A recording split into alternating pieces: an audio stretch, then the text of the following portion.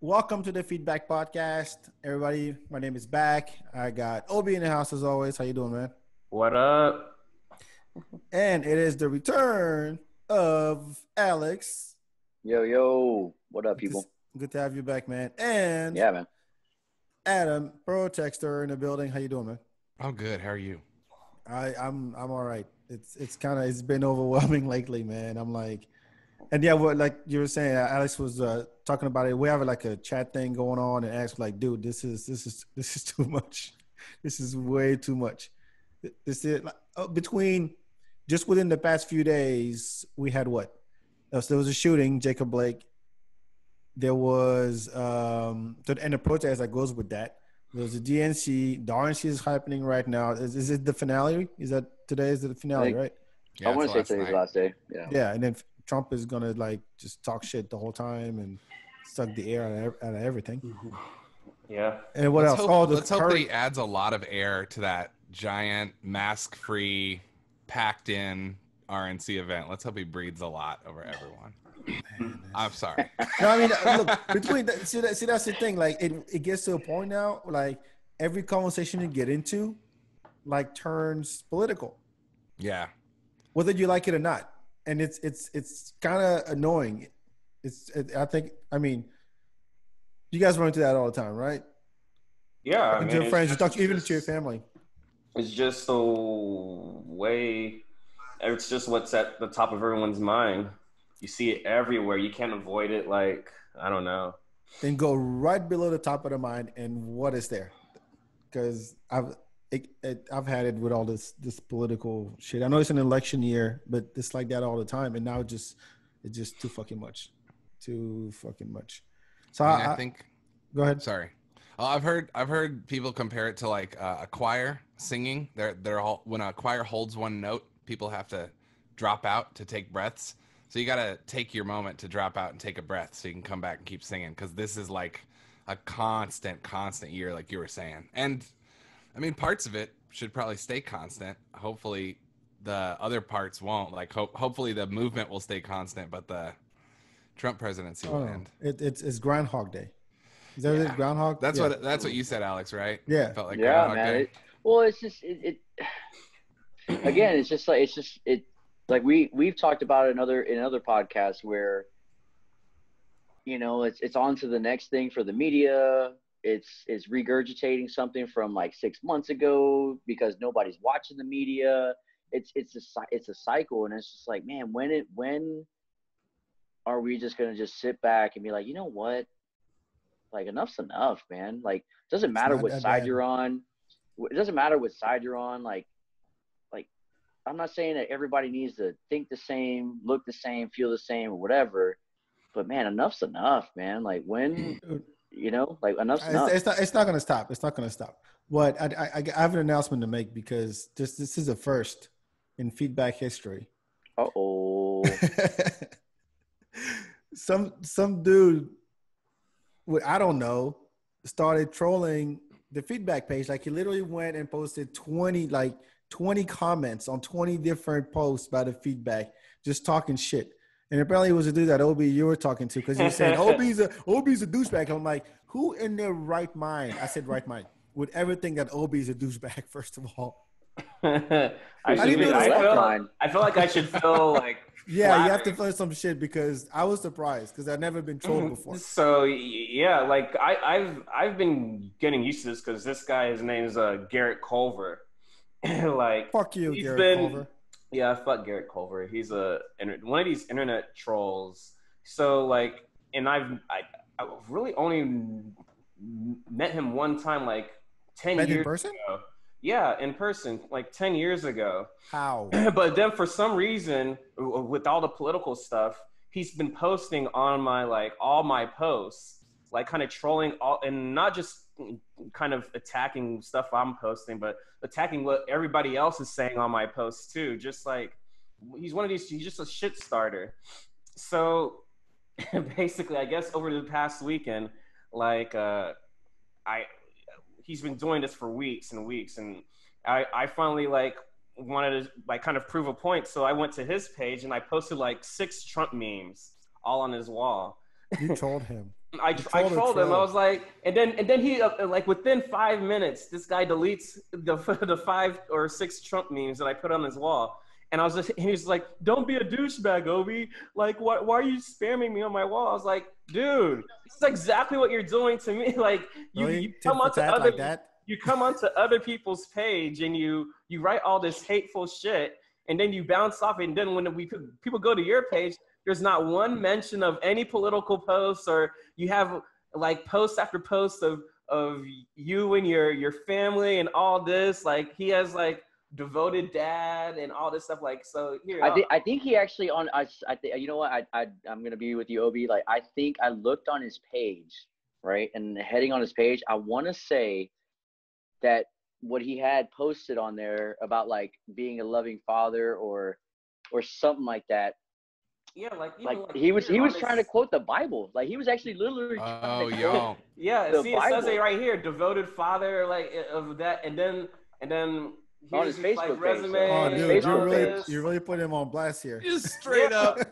Like, Where's LinkedIn? hold on, wait a second. So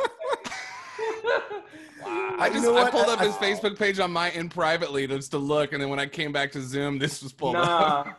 No, like, cause this is the You guy gonna we're cancel talking him? about. Like, we're This is the guy we're actually talking about, because canceling him. I want people to understand who exactly this is and not get. Yeah, I think don't we know if do. there's His another- LinkedIn is right there. Yeah, but it's just like, if you're gonna go around and like start spamming everybody with like hateful shit, like, he put all this hateful shit on my Facebook page, Did he call you calling the other N-word? girls, no, he doesn't write the N-word, but he goes after these girls on my page, and I have written him messages, and I've written him comments like, "Hey, be respectful to people. Like, I get that you're a Trump supporter and all this, but you don't have to go and start saying all these hurtful shit to people and spamming like what did he say about the FeedBak thing? He said that we misspelled the FeedBak. Yeah. So, do you have a screenshot of that? If you look at the FeedBak, Oh yeah, that's his name, BAK. So stop sharing and then show. Oh yeah. Show the what he. So he went to the FeedBak, the FeedBak Facebook page. The last like 20 or 25 posts on it. So our live shows, whatever we shared, and he wrote, "Obi's a douchebag." Do you have that, Carlin? Obi's a douchebag, and nobody subscribed to this channel. Yeah, here it is. There it is. Yeah. Here it is. He misspells my name. He goes, Obi. How you misspell 3 letters? I didn't even catch that. He misspelled my name. Yeah, so I saw that. He's over there like, they even misspelled the FeedBak. Hold on, let me read it. For those who are listening, Obi is a douchebag and a sheep. It's no surprise no one subscribes to this channel and watches these videos. What's actually funny is Obu actually sorry, this is funny. He goes, what's actually funny is Obu actually tried spelling back B-A-K the correct way, but only realized he spelled it wrong after submitting the name the FeedBak. True story. True story. True story, bro. Like, he has reliable sources. Wow. What's amazing about that is what is he referencing submitting the name to? How does he think Facebook pages work? Yes. But the thing is, he doesn't get the joke that, well, he doesn't know me, so I can't blame him. But it's like, yeah, no, you can blame him. Yeah, okay, you could blame him. Yeah, I can blame him. No, but seriously, Right. I sat there for like a minute and a half. Like, how was I gonna respond? At first, like, let me just reply like, "Hey, asshole, what the fuck you doing on my page? Like, I'm back. You get it? You're idiot." I was really gonna go like blast him. Whoa. And then I thought, I can just ban his ass. Have y'all? So if you look, so I'm actually. Are you on his page right now, y'all? He's just this. Well, first of all, why is it that it's always? I mean, yes, his banner says "No love is greater than a father for his son." It's always these like this is okay. I'm gonna sound dramatic for a second, but it's always the like. Shining, happy, smiling faces of families behind which like this evil, disgusting shit lurks. Yeah. It's like this. It's like this like beard that they wear, like that they have to. It's like you're using your kid as a shield or your girlfriend, like. But because it's like the same thing that happened to AOC. Like when that guy goes and attacks AOC at Congress, and then his defense is, "Hey, I'm a loving father to daughters and stuff." Right. But then your actions that doesn't make what you're doing correct. Because they're banking on. They're banking Yeah. on the sympathy of other like white centrists and white conservatives. They're banking on sympathy for those people to be like, oh, he's a family man. He can't be. It's just like when teenage white boys do something fucked up and like it's like fucking what's his name, Brock Turner, that rapist, and how his dad was like, he could go to college though. You're ruining his future. He ruined his future. And it's just like weird how this evil, and then they try to paint it as like, but no, we're a white picket fence and 2.5 kids, man. We can't fuck up. We're good. We're America. It's like that is what white supremacy looks like. Is this fucking guy's profile picture? I'm sorry, but I'm just saying. I was scrolling down it. He's a total conspiracy nut. He's got all this Pizzagate shit on here. Oh, really? He's one of them. He's got a whole list of celebrities who died, and underneath their name is like how they were connected to the Clinton Foundation. So he thinks that Kate Spade, Paul Walker, Anton Scalia, Anthony Bourdain were all murdered by the deep state because they were trying to expose Clinton. Yeah. Paul Walker, who died in a car crash in a public event, and Anthony Bourdain, who killed himself. Rest in peace. We miss you, Anthony. Yeah. Those, yeah, man. But those. Okay. Why he thinks they're connected. He's a conspiracy nut. I told you it'll be about arguing with people on Facebook, and this is what happens. Because I was this is like a anomaly kind of thing. But no, never mind. It's not. Never mind. It's not. A lot of people do that. But because since like for the past couple weeks for this summer have been kind of I want to talk to people that don't kind of have the same exact view as me.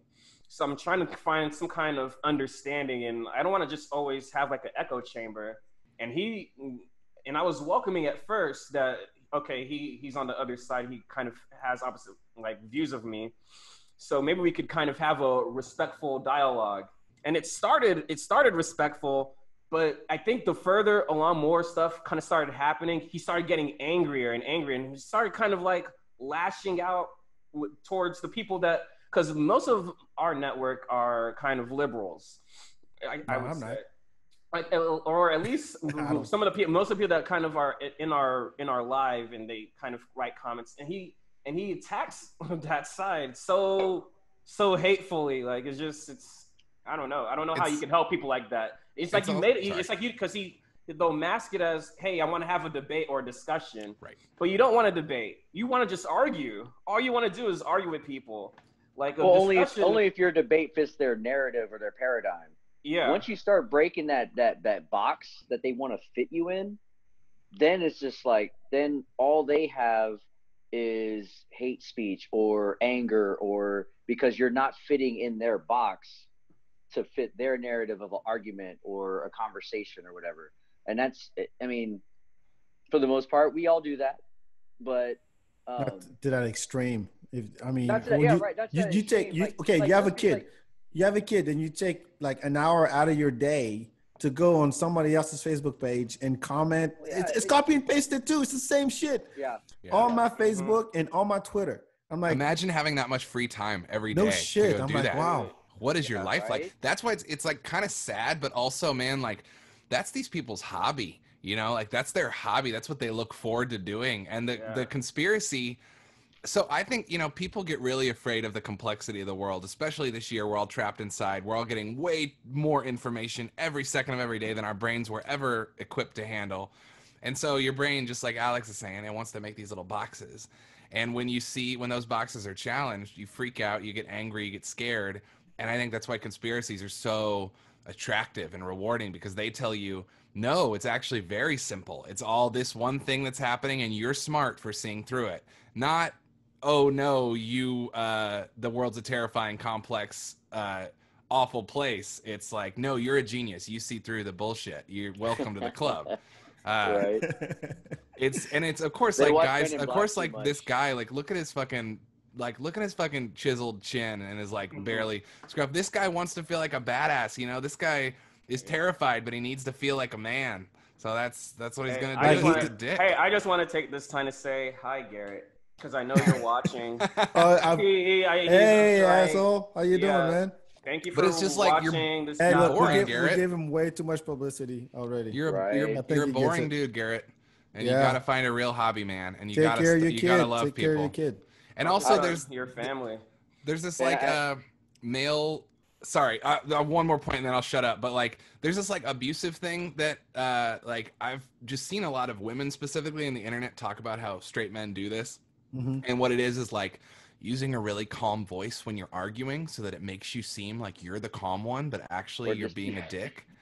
And that's what these guys do is like What? they come in and they're like, I just want to have a logical discussion, bro. I'm not trying to fight. And then they're like, and also I believe that cops should be able to murder people in the street. Why can't we calmly talk about this? And then they get that emotional reaction from you. And then when you say, actually, that's really fucked up, dude, they're like, whoa, someone's on their fucking period. And then they power trip.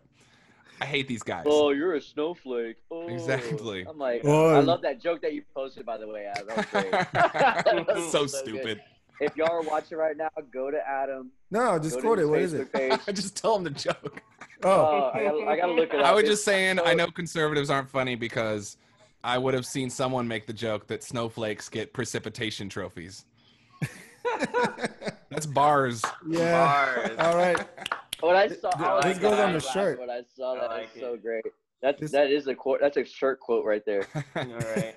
All right, that I'm on the gonna shirt. stop my rant about Garrett. I said what I needed to say. These Yeah. guys are the high school bullies who just never wanted to stop thinking they want to believe they're still cool. He's a keyboard warrior, so Yeah, I don't man. know. Well- I take it like I feel flattered enough that he was able to he wanted to come to my page for whatever he wanted to come to my the balls page. of him thinking that Obi runs the feedback is insulting to me. Yeah. The balls on this guy. Come on, do your research. Go to These the are- website. Yeah, My face is on it. You want to know? He takes all his information. He thinks he's smart because he takes all his information from one website. This What? one website he talks about all the time on his timeline called The Donut, and it's like it's really an opinion website. That's all it is, and he thinks it's all factual. That's all the information he needs, and he gets it, and then he goes and spews it on other people's stuff. Doesn't cross-reference anything. If he followed the Lazy. feedback's registration, or you just went to the feedback.com, my face is the first thing you see on the site. You're going to be like, oh, fuck, that's not Obi. Obi's nowhere to be found on this. It sounds like he was just as good at figuring out information about this podcast as he is True about story. figuring information about the True news. story. True story. Yes.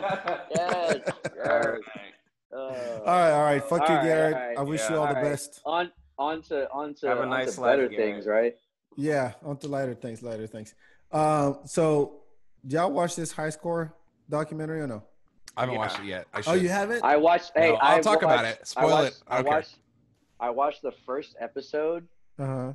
and it's pretty dope. Like, I'm not gonna lie, like it's pretty cool. Like to see, just like the first episode talks about. They have the guy that created Space Invaders. They have the guy that created Pac-Man. They have the guy that created. They have this MIT group, a bunch of MIT dropouts. Imagine that, a bunch of guys that dropped out of college that just did amazing things with their lives. That took games like Space Invaders, Pac-Man, and we're the first group of people to Do update DLCs? games. Yeah, I mean, they were like basically do add-ons. DLCs. They were doing DLCs. like add-ons to games. Like they would take the motherboard, add stuff to it, put it on the motherboard, put it right back in the cabinet, and then you get a new game, new sound, new graphics, new colors. It's like these guys were. I mean, none of them finished college. Like there was no amazing. options like on the Yeah, there was because screen. Yeah, You guys made that shit. They talk about like how like game companies or arcades were finding out really quickly that people were getting really good at these games. They're finding out the patterns and stuff like that, and they were playing the games longer, so therefore not as many quarters were going in the machine. So then these guys came up with the idea, because these guys actually started their own arcade at MIT, and they realized like all this money just started going less and less and less because people started playing the game longer and longer and longer. And the whole idea is to try and make the game harder, so you're playing it over and over and over again. So they came up with the idea of basically DLC to make the game newer and harder or more challenging. Switch up the ghost, how they pattern, or the Space Invader, like how faster they go, or when they shoot this, that, and the other. It's So- pretty dope though. Like I've No, only seen the first episode. I but think it's pretty dope. Adam, I think most of the stuff in there you probably already know. Maybe not. I don't No, know the- that stuff I didn't know. Well, no, but I mean, look, like the story of which one was it? Either like Street Fighter, the story of I'd Donkey love to get Kong, in that one.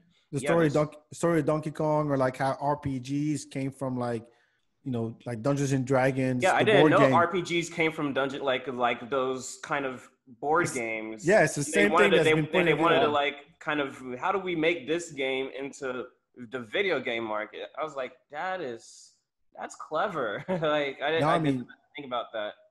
And the guy that black guy that was the one that invented the cartridges for the games.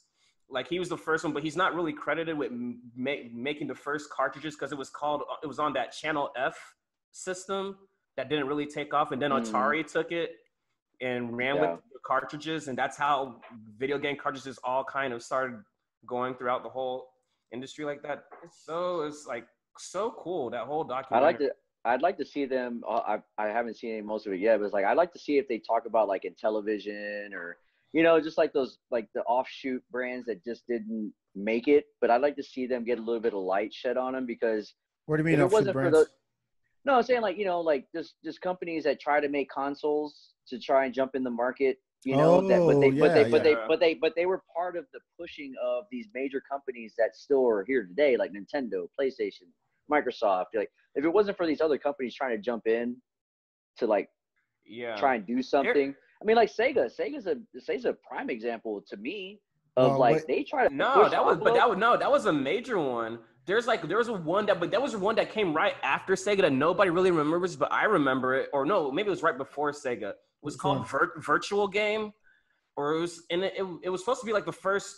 Like to me, I remember it specifically as a kid because I wanted my mom to buy it for me. Virtual game or a virtual system. It was virtual. What is it? Before Sega, before the Master System. Yeah, before that, but then Sega came, and then it was not remembered anymore. It was like one and done. Like it didn't survive like its first like season.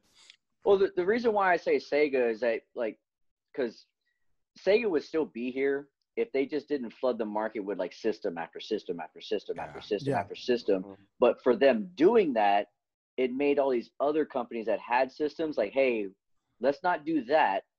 Let's really hone in and make our one system that we're going to come out with for the next 5 years be the system that's going to just outlast the 5 that Sega put out.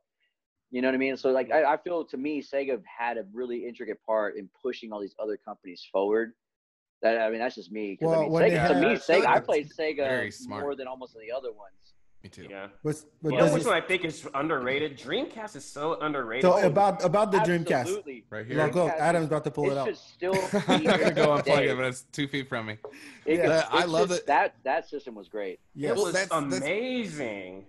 I love the Dreamcast. All the graphics on it, the games that came with it. I burned so many games. I put it on DVD. DVD. Oh yeah, I played it at your place where you burned all the Crazy Taxi, all the emulators. What was Jet Set Radio? Do that. On that one? So what? What was that boxing game? They had a boxing game too. Ready to Rumble. With like Afro Thunder. Ready to Rumble. Yes. Afro, and the final boss was Rumble Man, the guy, the announcer, like a monster. No, but see what Sega did. There's a whole documentary on it on YouTube. Is that when they announced the Dreamcast, they had the Saturn already like right after. Yeah. So they were already like, you know, the Dreamcast kind of came in between where, okay, we need to do something because, you know, PlayStation is out. No, that's backwards. Sega Saturn came before Dreamcast. Oh, Sega Saturn was before Dreamcast, yeah. It was before? It went Sega Saturn, it went Sega Genesis, then Sega CD, then Sega Saturn, then Dreamcast. So after Sega Saturn, then it was N64, then Dreamcast. Oh, don't forget, remember Jaguar? That they came out with that 32X. Oh, Jaguar. I remember the Jaguar, dude. I never played Jaguar. That's what it was, They came out with 32X, and that was like when Sega, I think that was when Sega CD came out. Then the Jaguar 32X came out. That they like simultaneous. Yeah. Yep. What games did y'all? Do you remember like one of the first games you've ever played? Was it on PC or was it on console? It was on console. It was Super for Mario me, 3. Super Mario 3 is the first game you ever played? Not even one? Yeah, it was 3. 3 was the first one. It was I got Super Mario Me 3 too. and Dr. Mario at the same time. And at first, I was the only one that was good at Dr. Mario, so my brothers didn't ever play. Always play Super Mario 3, and then whenever they would go to sleep, I would play Dr. Mario, and then that's how and then we got Excite Bike after that. Then we got what other Double Dragon, Double Dragon 2. Then the Ninja Turtles. Is that Super Nintendo or Nintendo? That's still Nintendo. NES. Oh, the one that the hardest fuck one. That one was pretty damn hard. Damn being the operative word, DAM. Yes, the hard part of the game. Those are my exact same games, Obi. Like, it's crazy. Like when I was in daycare, I remember being like 5, and I was like the oldest kid, so they let me play the NES, and it was Super Mario 3 that had just come out. And that was the one I played. And then my parents would not let me have a console. They never wanted to buy me one. But I remember my grandparents, they had a lot of grandchildren, and they had an NES. All throughout the 90s, the NES, they never upgraded it. But the games they had for it were Wheel of Fortune, TMNT, Excite Bike, Punch Out, and Super Mario 3. And so those just played those to death. And then shareware games. Did you ever play shareware CDs on the PC? That's how I played the demo of Doom and stuff. Got away with it until my dad caught me. You don't see the story of Doom is in that documentary. Oh, really? It was so good. I gotta watch it. I'm sorry that I didn't watch it and prepare for this. No, it's all good. Carlin has the system I was talking about, Virtual Boy. Oh, Virtual Boy. That's not 80s, that's 90s. I don't remember that. I think they didn't make it to... Virtual Boy was Nintendo.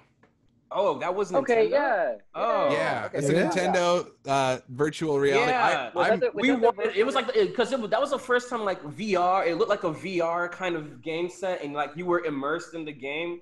And it was all red. My whole eyes. It was all red. Like me and my brothers, we were obsessed with it. We're like, we have to have that game. Imagine being in Super Mario 3 and you're in the game or something like Virtual Boy. I don't remember. I remember testing those out at Blockbuster. Blockbuster used to have a setup of Virtual Boy, and you put it on. It was all red, lining and stuff like that. It was dope.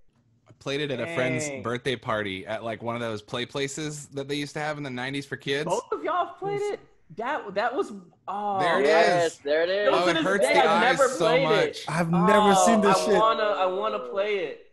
Oh man, I remember playing it at a birthday party. Played tennis. If somebody could hook me up with trying to play this one time, that would be a bucket list item I could. You have to have it to play it. A bucket list. I've only seen it on TV, but it has one of those childhood memories burned into your mind where I just missed out on it. All the other kids were cool enough to get one, but I never was close enough to it. Oh, man. That was like the Lamborghini of video game things when that came out back in the day. Y'all want to go in with me on this one? Oh shit! Yo, there we go. Oh man, I might. Hey, 570 for Virtual Boy. So you lean over there and put your eyes in that part, and then you still play with a controller. I remember. I only ever played tennis on it. Why didn't it work overseas? I might do it. Damn. Wow. Yep. This is all I ever played. I did this at a birthday party, and I got a little nauseous. Adam, you don't have one? I don't. They're really hard. I like my classic consoles, but the most I've spent on a console is $70. I can't afford a Virtual Boy right now. It's more expensive than a PS5. It's more expensive today than it was when it came out. Like that, it's that rare. Wow. That is nuts. And it was a failure too. It was a total failure. But I think that's why did it fail? Hold on. Why did it fail? It had a bad game library, first of all, and second of all, no real 2-player mode. It kind of made you sick to play. It actually had a warning in the. I remember. So I played it at a birthday party at a play place where there was a trampoline and a virtual. You know how there's different activities and people rent out the spot. So it was that, and I remember there being a sign up that was like, take a break after 10 minutes for your eyes. It was just not a well-designed product. It was like they were too into having VR to get it right. You know what I mean? It looks cool to me right now. He's all excited. So hey, what was it for you, Alex? what my first? Yeah, like was it game? console or PC? No, it was console. So I grew up with 3 older brothers. So I can't tell you exactly what game it was, but I definitely remember playing on the Atari growing up. Like my early days. The typical what was the game? Pitfall. I would say the first vivid memory I remember is Pitfall, and then what was the other one? There was another one. I can't think of it off for Atari. Sequest? I mean, Pong, yeah, Pong. Maybe it would have been one of those, but I remember very vividly Pitfall with the alligator. You gotta jump over. Yeah. It's like a 2D side scroll. I I'm gonna grab a game, but I'm also gonna see if my beer got here. Oh. You remember the game Word Zapper? I had Word Zapper on Atari. Yep. I remember that one too. My thing, our first console was the Nintendo 1. Shout out to Kim. Nintendo 2. Yeah. Nintendo 1 and Nintendo 2. Nintendo 1, the NES, and we had, Mario Brothers, Super Mario Brothers, and Duck Hunt. Yeah. And then we had the gun, and of course, you put the gun on right up to the TV. Right up to the TV, and you shoot the ducks. But then from so real quick, my mom, sorry mom if you're watching, but my mom, whenever she would play Mario Brothers, she'd do like this. She would do this. Yep. Yes. But I'll always remember every time she'd jump, she'd be like, my youngest brother. Check this out. My youngest brother, Tanu. Shout out to Tanu out in Australia. When we got the console, he was maybe 3, maybe something like that. Now he does esports now. Like he competes and everything, and he's a badass at video games. But back then, he'll go like this.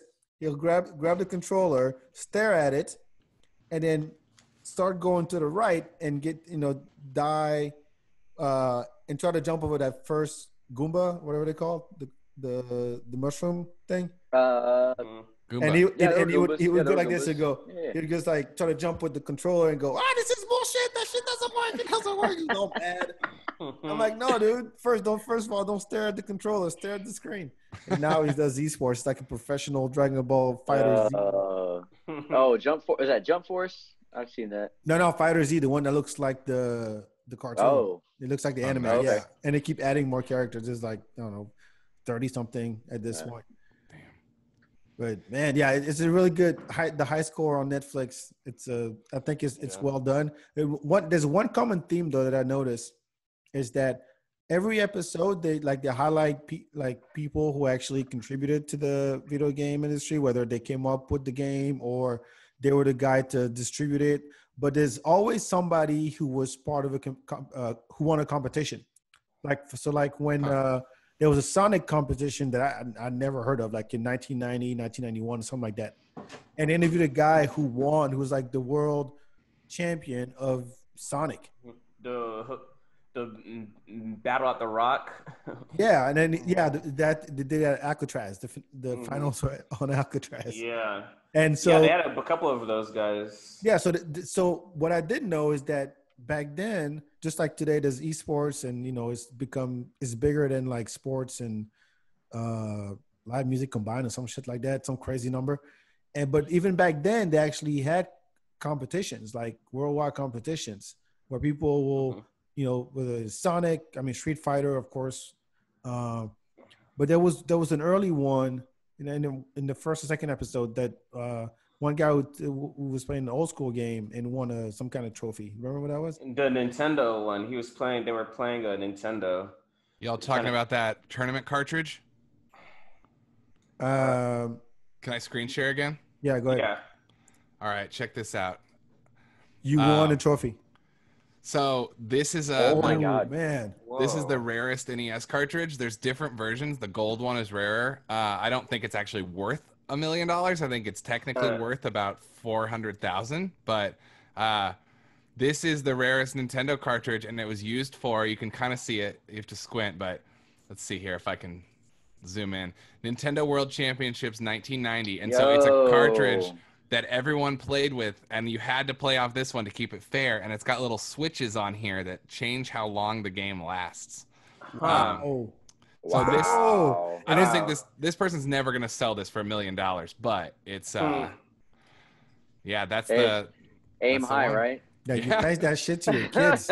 And I had to bring this out, dude, because Yes. you gave me a memory. I love this game. So I played this on PC from shareware again, because I didn't have a console until I was like 15 and bought myself one. My big brother is 15 years older than me, so he grew up playing this on Atari. And there's a secret level in this where you can play the original, and he would always be like, go to the secret level, I'm going to show you the original, I'm going to show you how good you have it with your good graphics. Yeah, man.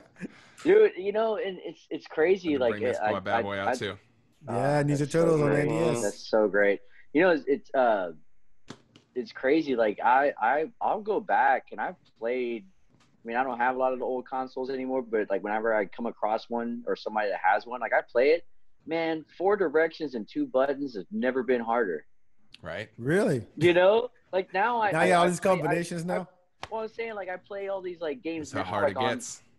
Ninja Oh Gaiden. gosh, The heart of hard. 2 buttons. that game is so one hard. D-pad.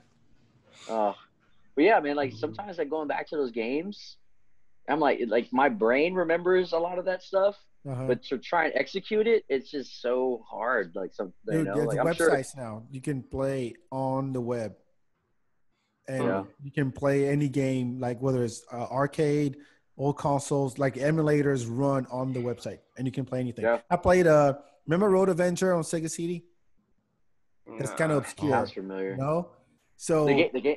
it's like an anime driven type of game. You're playing this guy, you're in the car, and all you can do is it's all like it plays out like a movie, like an animated movie, and all you can do is go left, go right, brake, and turbo, and it's amazing. I couldn't get enough of it when I was a teenager. Road Adventure. Looks There's probably cool. there's probably websites that you can. I'm sure I've seen it. See if you can look You it know, up, Carlin. So speaking of like competitions and stuff like that, there was a movie back in the 80s called The Wizard. I don't know if you ever watched it with Fred Savage. So it's about like Fred Savage and his little brother, like they run away because he's trying to help his little brother who's like really good at, I think it's Super Mario Brothers 3. So he's trying to help his little brother who's super good at the game. Oh, he has the glove. Competition to win. They should just do a tour of It's an Adam's old school cave. movie, man. Old No. school movie. I wasn't trying to interrupt you, Alex. I was trying to back you No, up you're because good. the Wizard, this plays so heavily into the Wizard, the Power Glove. Yeah. They used it as a commercial for the Power Glove. Yeah. It's a great movie, man. I remember watching it when I was a kid. And it's so good though. But yeah, it's old Fred Savage movie, man. Like when Fred Savage was like, I think it was like during or shortly after the Wonder Years. Like this is how young Fred Savage was. I organized the video game competition at my job, like really? when I worked at Radio Shack. Because you know how like in Radio Shack, like they had all the multiple TVs. Yeah. And I used to work at there was this like little period of time where Radio Shack and Blockbuster combined, and they had these little mini Radio Shacks inside Blockbuster. And Radio Shack is commission based, so I was like, I have to figure out something to do to get more people into the store. So I was like, oh, I'll have a video game competition, and the prize will be you get to win a free DVD player. But my manager is like, we can't give away a free DVD player. He's like, but I was like, it doesn't matter. We're never going to give it away because I have a plan. I'm going to get my younger brother he's like a shoo-in. He's like a ringer for Marvel's versus Capcom. That's the game we're going to play. My brother's going to be in the competition. He's going to win. They're never going to give a DVD player away to anybody else. So I organized, I put all these signs. Just like try to stack it. just not approved by Radio Shack or Blockbuster at all. That hey, we're hosting a video game competition in Blockbuster this Friday. If you win, you get a free DVD player. I made my brother practice all week at Marvel's versus.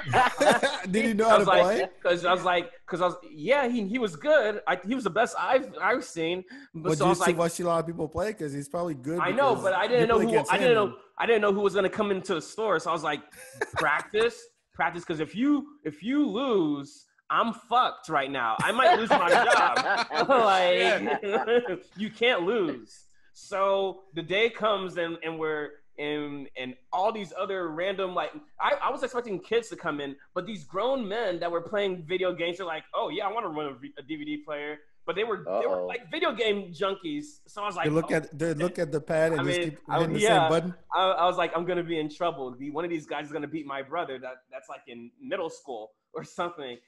So they're playing it. But then luckily my brother won, and I was off the hook. I didn't have to give them the DVD player.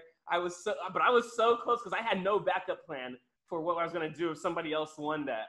I was just gonna flip my parents like. It would have been dope if your brother went like, "Man, I want that DVD player." Oh I did all the work. I did all the fucking work. I trained. I want that fucking deal. Well, I'm gonna sell you out. Actually, he did. He was upset because I didn't give it to him. I was like, that was part of the deal. You can't. There is no prize. You're just helping me make sales. Like I just need to make sales at Radio Shack. Oh damn, that's funny. That's a good story though. Well, there's an episode in the documentary about like Mortal Kombat and Street Fighter, and how this is where the whole. I mean, they pretty much reinvented the fighting genre, and now it's huge, right? But the rating system for video games too. Yeah. Yes, that's Mortal Kombat. It was because of Mortal Kombat. It used a ESRB something. Yeah, I remember my mom. Thank you, Tipper Gore. Right? Yeah. Tipper Gore protected us all. Tipper Gore came up with the parental advisory sticker because she walked into her daughter listening to "Darling Nikki" by Prince. It was Prince.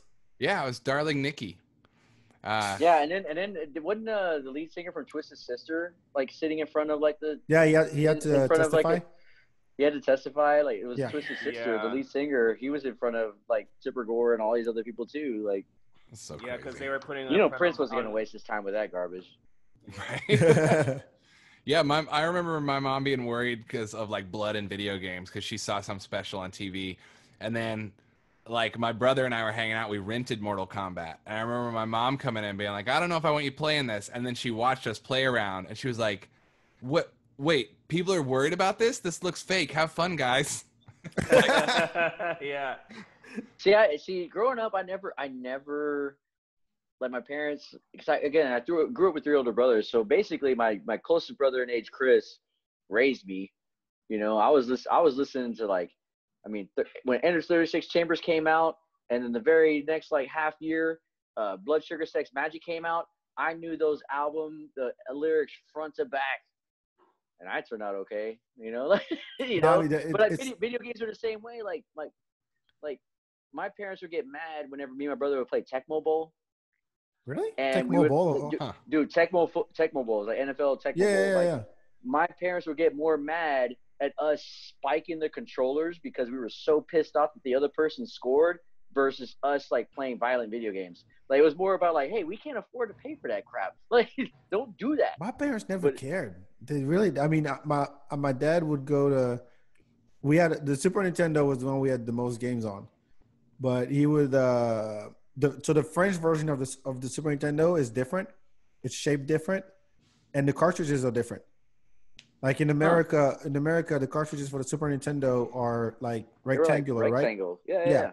In France, they're rectangular with like rounded corners, and it's actually smaller. The French version is smaller. They're the same as the so it's the Super Famicom, right? Super Famicom cartridges. Yeah. Oh, so it's the same as what was released. Exactly. So if you wanted to play the American games or the Japanese games, they're shaped. The French and the Japanese one are shaped the same. You have to get an adapter where you put the American one in the front and you put the French one in the back so you can play the American one. So my dad would go on business trips to the U.S. and I'd be like, hey, can you get us the Total in Time? And that was our first game. you know, and then from there, of course, you know, Street Fighter 2 and so on. But we had this rule every fighting game. It's a fighting games was a big deal at the house between me and my younger brothers, because we had these rules where we start in the game all together, all playing for the first time. Nobody gets to look at the booklet with the with the moves, right? And everybody had to pick one character, and you were not allowed to pick your brother's character. That was your character. Oh. At the beginning of the first round, we said, okay, for about, let's say 30 seconds, figure out your moves. You stay on the right, I stay on the left, figure out the moves, okay? And then when the 30 seconds are over, we go at it. That we had all these, every fighting game, Marvel vs. Capcom, the Street Fighter, Mortal Kombat, like all of them. I feel like the hold on, don't hit me yet. I got to figure this out. Exactly. That was my my youngest brother would go. And then you accidentally hit him, and then you go, "Oh shit, I'm sorry. You can hit me back real quick." You actually throw a projectile. You're like, "Oh, my bad." Yeah. Come over, punch me real quick. My brother would do worse. He'd go, "How do you do that move?" He goes, "Oh, it's the like quarter circle back with this button." He goes, like that." Like that, like that, and he just whoops our ass, like puts us in the corner, start whooping our ass with the same move. You know what? In my house, when we grew up with video games, it was to create. I don't know if we did this on purpose or not. It just worked out organically. But me and my brother, Chris, when we would get a new game, we would get 1 week of playing it without the other one playing it. And like then a single player game or two player? No, like sports games, whatever. Like mostly me and my brother play sports games, but we got a new game. My brother's like, you can't play this for a week. And then, but he's like, but then he would try and get really good at it. But then I was like, all right, well, I get to play it for a week. And then after those 2 weeks were up, we would go at it head to head. And it was just like, that was like our week long, like, you know, indoctrination of the game to try and figure out how we could play it. And then when we play against each other, it was like, that's what made it even more cutthroat between me and him. Cause it's like, all right, let's go. You weren't practicing on me. Let's do this. Wait, so were y'all Street Fighter or Mortal Kombat guys?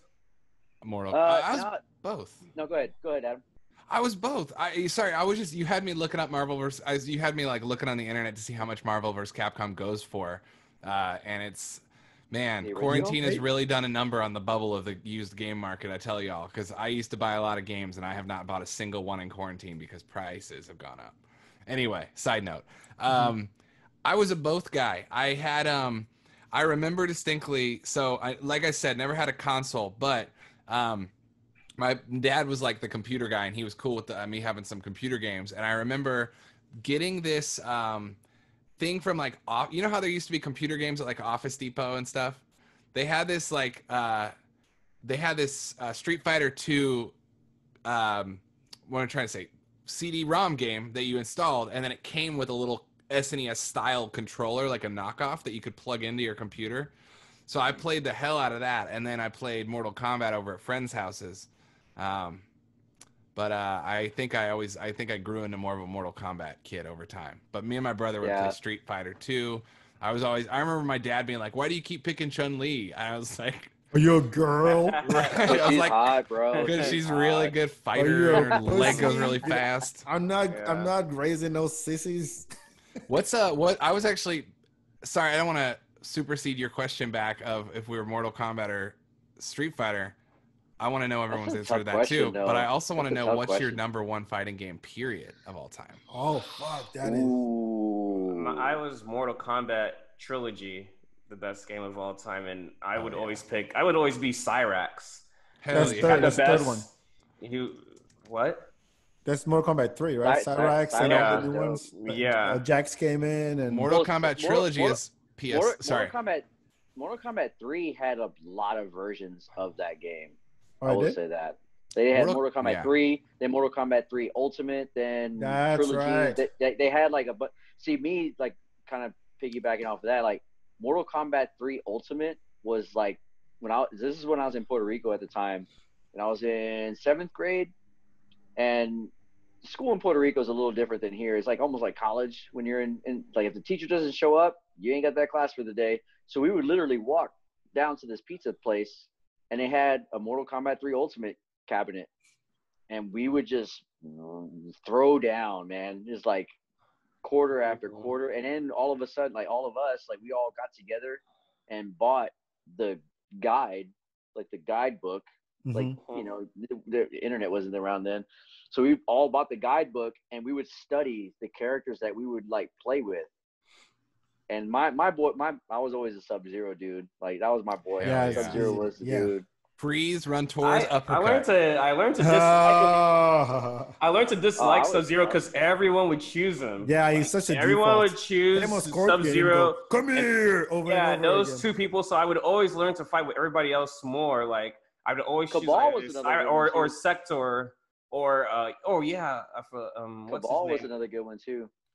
Oh, that's right, Cabal. Can I show y'all a really? I'm not gonna just keep grabbing shit off the shelf, but I actually just found some. I was at my parents' house over the holidays, and I found something in my old room that it's Mortal Kombat related. I want to show y'all. You keep grabbing stuff off your shelf. Bak's gonna invade your room. Seriously, man. Well, I have Mortal Kombat 3 Ultimate for Genesis over there on the shelf. He has the poster. He has the figurines. So the next podcast we're gonna do from your place. Yeah, we're gonna do a tour. Yeah. Welcome Everyone to isolate Adam's and then come over. Playhouse. We could play. We could straight up stream the games. We should do that sometime. Oh yeah, definitely. I will say this, hey, you know what? I do love when Adam does rappers playing games. That's the dopest shit ever. I'm not gonna lie. Like that's and it's called It'll RPG. come back. RPG. It's so good on so many levels. It's so good. Dude, thank you. It'll come back. It's I mean, we shot so many episodes and they're all done. There's one more I'm hanging on to, and I've just been putting them on Instagram, but they're all like shot a year and a half ago because I can't have guests over to my house right now. But soon it makes me want to try and be a rapper so I could be on one of these episodes. Yeah, no, I'm gonna spit some bars. Just spit some bars and spit some bars right now. Exactly. He'll tell you. I'll just make you free. I actually had a bunch of friends in the comedy scene telling me they wanted to come on, and I was like, well, we'll do a spin-off show called Comedians Gaming Intensely or CGI. Yes. Nice. That's clever. That's clever. Oh, that is dope, man. I'm gonna go grab my Mortal Kombat book because I don't want to keep getting up, but your segue to it was too good, Alex, for me to not do it. Yes. All right, this is when I tell people that if you're listening to this, the audio, don't worry, the video will be out and you'll be able to see Adam's collection. But see, for me, it was Street Fighter because I thought that the Mortal Kombat, like the moves were hard to do. And everybody wants to do fatalities, and I feel like the more Mortal Kombat were coming out, the harder it was to do the moves and the fatalities. But with Street Fighter, it was like, look, quarter circle back, quarter circle forward, half circle back, half circle forward, hold back 2 seconds, and forward, and the button.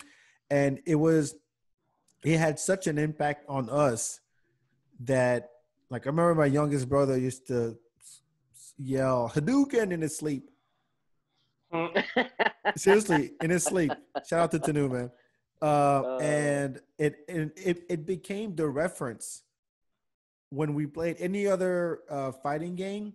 And if we want to look up a move or I'm saying, hey, how'd you do that? We'll always go, oh, it's Hadouken with B. Or it's Tatsumaki Senpukyaku with A. Like, that was our reference for every other fighting game that we ever played after that. And damn. One of my best friends, childhood friends from back in France. That's how we met. Like, he was one of the first to have a Super Nintendo in the neighborhood, and I barely knew him from school. And one day, a mutual friend took me to his house, and I never played the game. I didn't have the console by then. He was one of the first to get it, and I picked Ryu, and I beat him. Wait, how'd you pronounce that? It's Ryu. You know why? It's not Ryu. Why? Because Ryu in Japanese means dragon. Yep. Challenge, Adam? I've always said it Ryu. Yes, Ryu. Ryu? It's not Ryu. Get the fuck out of here with Ryu. I've heard. No, man. Oh no, I say it both ways because I say it's spelled the same way for Ninja Gaiden, and I pronounce that Ryu Hayabusa. No, it's Ryu. Ryu. I mean that. Ryu means dragon. How do you Yeah, say it but I think for Ninja Japanese? Gaiden, it's like a longer name. Isn't it? No, I no, think they it's, use but the I said, first name. but in the game itself, Same is first name. doesn't he say so? At a point, he says his name and it's Ryu in the game. You mean he pronounces it Ryu? Yeah, in the game. That's the English version. I don't know. Yeah, No, no, whenever, hold on. whenever, you know, when Wait, it does a game introduction for the character, they pronounce that like Ryu. When you pick him, what game? Yeah, is when it? you pick him. What game do you pick Ryu? Oh, I don't know. There's no. I remember I know they would announce like where you're fighting. Yes, they don't pronounce his name. Ryu But is. I couldn't remember if they pronounced like the name of the character that you picked. At least I don't remember. Didn't they? No, Here. not I for know. Ryu. I know. Okay, Because well, I'll when put you a pen in this. when you would pick pick your character Colin, and can who you you're pull fighting, up? He says the plane would fly Carlin to says where it's you're going Ryu. to. See, Ryu is pronounced Ryu. I'm telling Yeah. y'all. We'll see. There I it speak is. Japanese. I'm Goddammit. gonna put a book. There it I'm gonna is. put a bookmark in Okay, this. let me ask you this: what do you think Shoryuken means? Huh? Shoryuken. What do you think that means? It means flying ninja star. No, not at all. So Wait, not at all. no, that's Hadouken. You're saying Hadouken. Shuriken is a ninja star, right? I didn't say Shuriken. I said Shoryuken. The Well, dragon punch. Those two words sound the same to me. Because No, I do not speak Hadouken. Japanese. Yeah. So I'm about to school you. I love this. Shoryuken means literally rising dragon punch. Oh, nice. Hado is a type of key type of like spirit. And in the story of Street Fighter, Hado is like there's Dark Hado, which is what Akuma Guki has, and there's an Evil Ryu. I Remember was Evil thinking of Ryu? that character. Yeah, remember Evil Ryu in like Street Fighter Yeah. Alpha? So Yeah. Ryu is Ryu with the Dark Hado. Hado is just like, think of it like an aura It's or a dope spirit. That's animated what they movie, use. by the way. Yeah, So, well, what does Sonic Boom mean? just Sonic Boom. No, it means shut the fuck up. We don't care about that. That's what Wait. it means. Is No, that you're what mad. means? You're Is that why mad Ken because is it's not like- Ryu. Is You're Ken just named mad. Boom because of the end of the all word? these educational backstory history. Hey from man, I fire got to school punches. you with your Ryu shit. Nah. All right, I'm gonna show y'all this book You now. said bison Hey. or bison? Oh, nice. Oh, God. So this is the official novelization. Check out my signatures, y'all. So, Who's on there? So we got King Baraka. I can't read the middle one. Sinuel? That's Sindel? Sindel? Sindel. Yep, I forgot Yeah, about Sindel. Sindel. And then Katana. So Katana. So this book, I don't know, came out like it was the novelization of the arcade game, and I got it in like the early 90s when it came out as a kid. And then this the Mortal Kombat laser light show came through my town. Wait, Mortal Kombat laser light show? The Mortal Kombat live show, it was a bunch What of people was in that costumes. like? They Holy fought shit. on stage. There were lasers. There were smoke machines. They did a What? whole soul effect, and then they like had a meet and greet table for the kids. And I was such a fucking nerd. And I didn't have a copy of the game, so I brought my book copy of the video game and had Yes. the characters sign it in character. I still have it. Nice.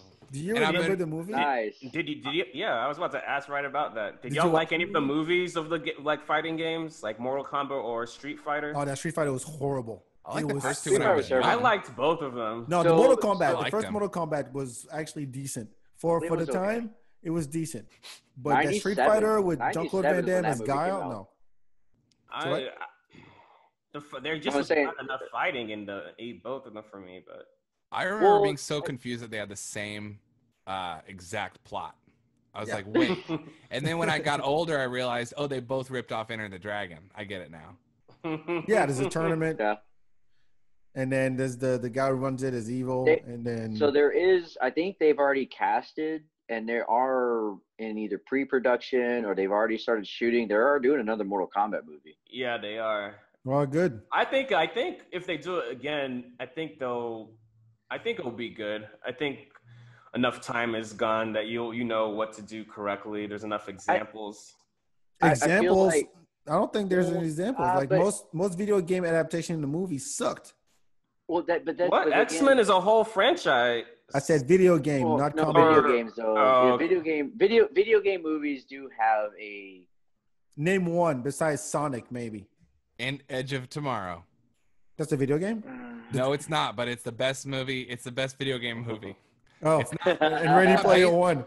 It's not based on a video game, but it's. Well, you remember the Super Mario Brothers Harlan movie? says Resident Okay, Evil. That's a Come good on, that was vote. whack. Even Resident Evil was Oh, that had nothing to do. Hey, with you want me to blow your mind? And you might might not blow your mind. You might Go be ahead. totally aware of this, but Resident Evil and Mortal Kombat have the same director.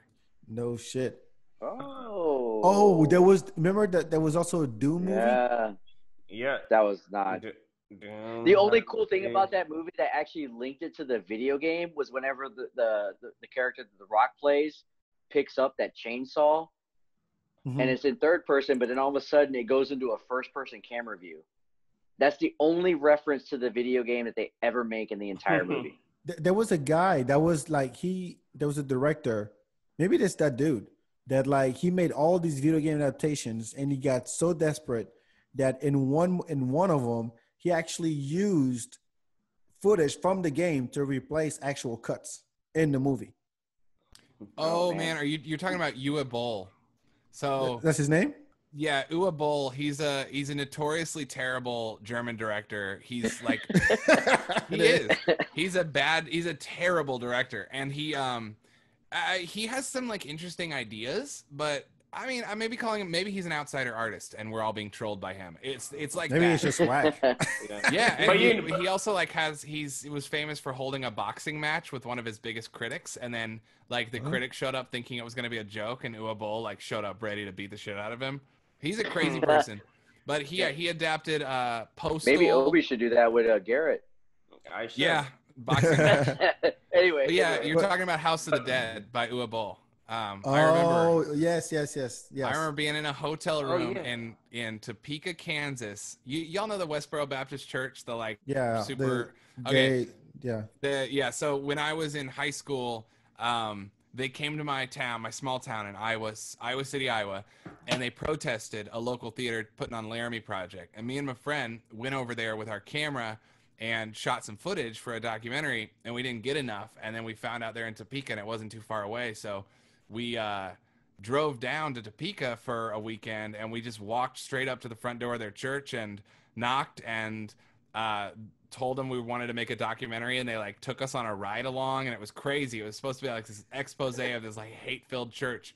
It was great. It was weird. But anyway, while we were in Topeka, we rented movies to give ourselves a break, and we were so excited. We were like, oh, so much emotional labor. We're so tired talking to these bigots all day. Let's watch House of the Dead. It looks rad.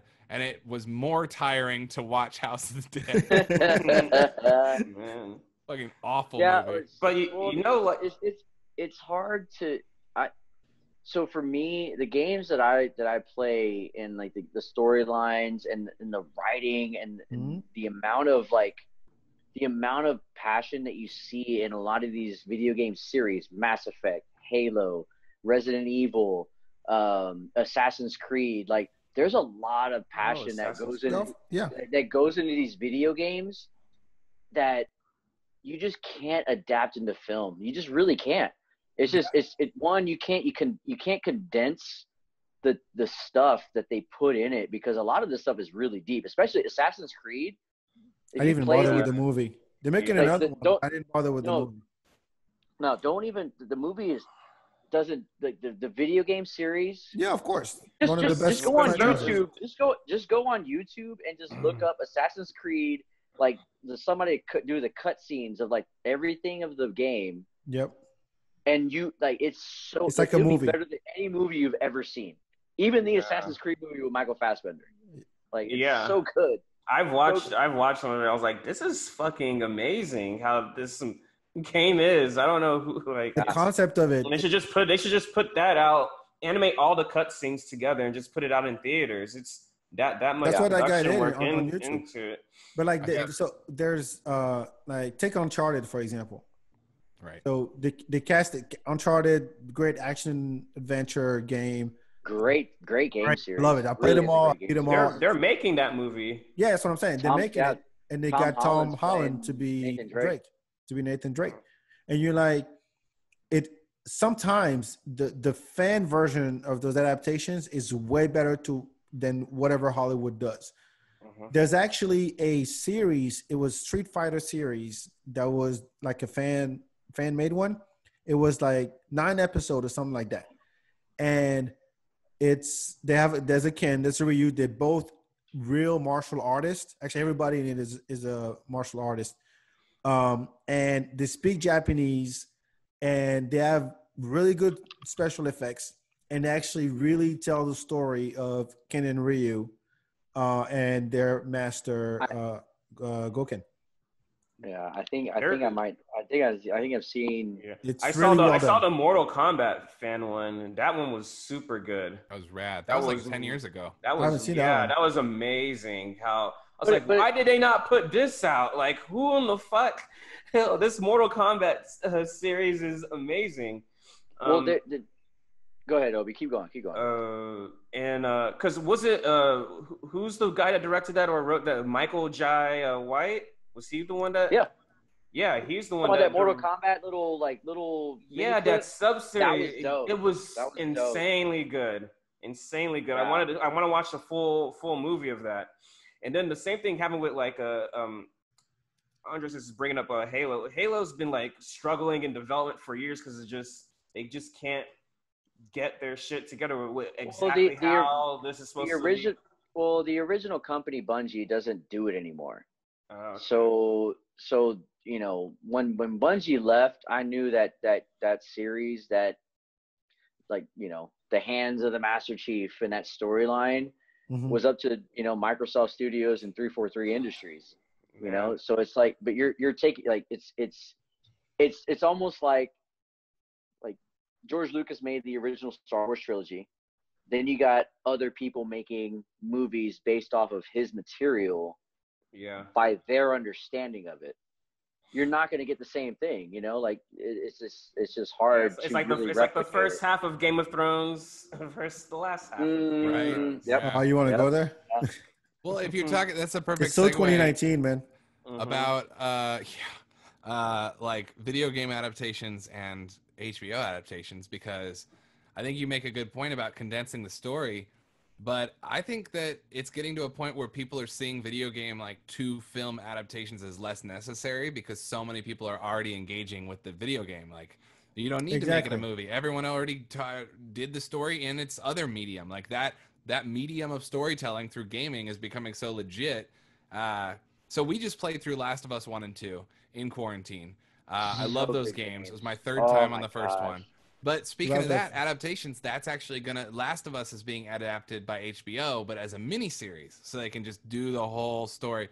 I feel like if we do see adaptations, they're going to be mini-series for that exact reason. I would love to see a 5-film Mass Effect. Carlin brought up The Witcher. Mass Effect That is so good. Carlin brought up The Witcher. The Witcher is such a good adaptation. Is it good? Did you play the game? I never played The Witcher. Is it good? So, yeah, I haven't seen it or played it. Yeah, me neither.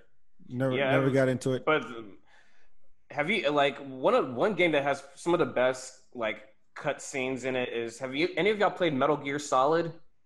Oh yeah. Yeah. That game has some, like, Metal Gear Solid 2. That's the first time I ever played that game, but the scenes in that were so fucking good to me. I was just like, I love this game. I feel like I'm in a movie right now playing like, and I'm so good. Metal Gear Solid was PlayStation 2? One. The first one, yeah. So I remember that game was great, but I remember playing the second one where they brought in Raiden, was the other character. And I remember being towards the end of like the last boss fight, and I thought I lost the game because there's a part of the game, I'm spoiling for people, when you get to the end and you're fighting the final boss, there's like some weird glitch that comes across your screen, and then all of a sudden the screen that you're on shrinks to the bottom, and it looks like the game over screen. And it says Fission mailed instead of mission failed. Right. I remember that part Playing the too. game. I thought my game messed up. I was like, what the hell is this? I was gonna smash my PlayStation. I was like, I was gonna smash it. I was like, I can't believe those developers are assholes for that. That was because I'm not full disclosure. Because you know, if both of us had that reaction, somebody had to break their system because they thought it broke. No, I thought I lost. For so MGS2? I literally started over. Mm-hmm. Like whenever it gives you the option. It Oh, gives you the it's option. trying to trick you because your It boss tried to has trick gone you. evil and is fucking with your implant to make you think, Right. to brainwash Yes. you into You quitting. started it over? So Holy shit. So I picked restart, and it sent me back. Oh man. No. Oh, Yeah. man.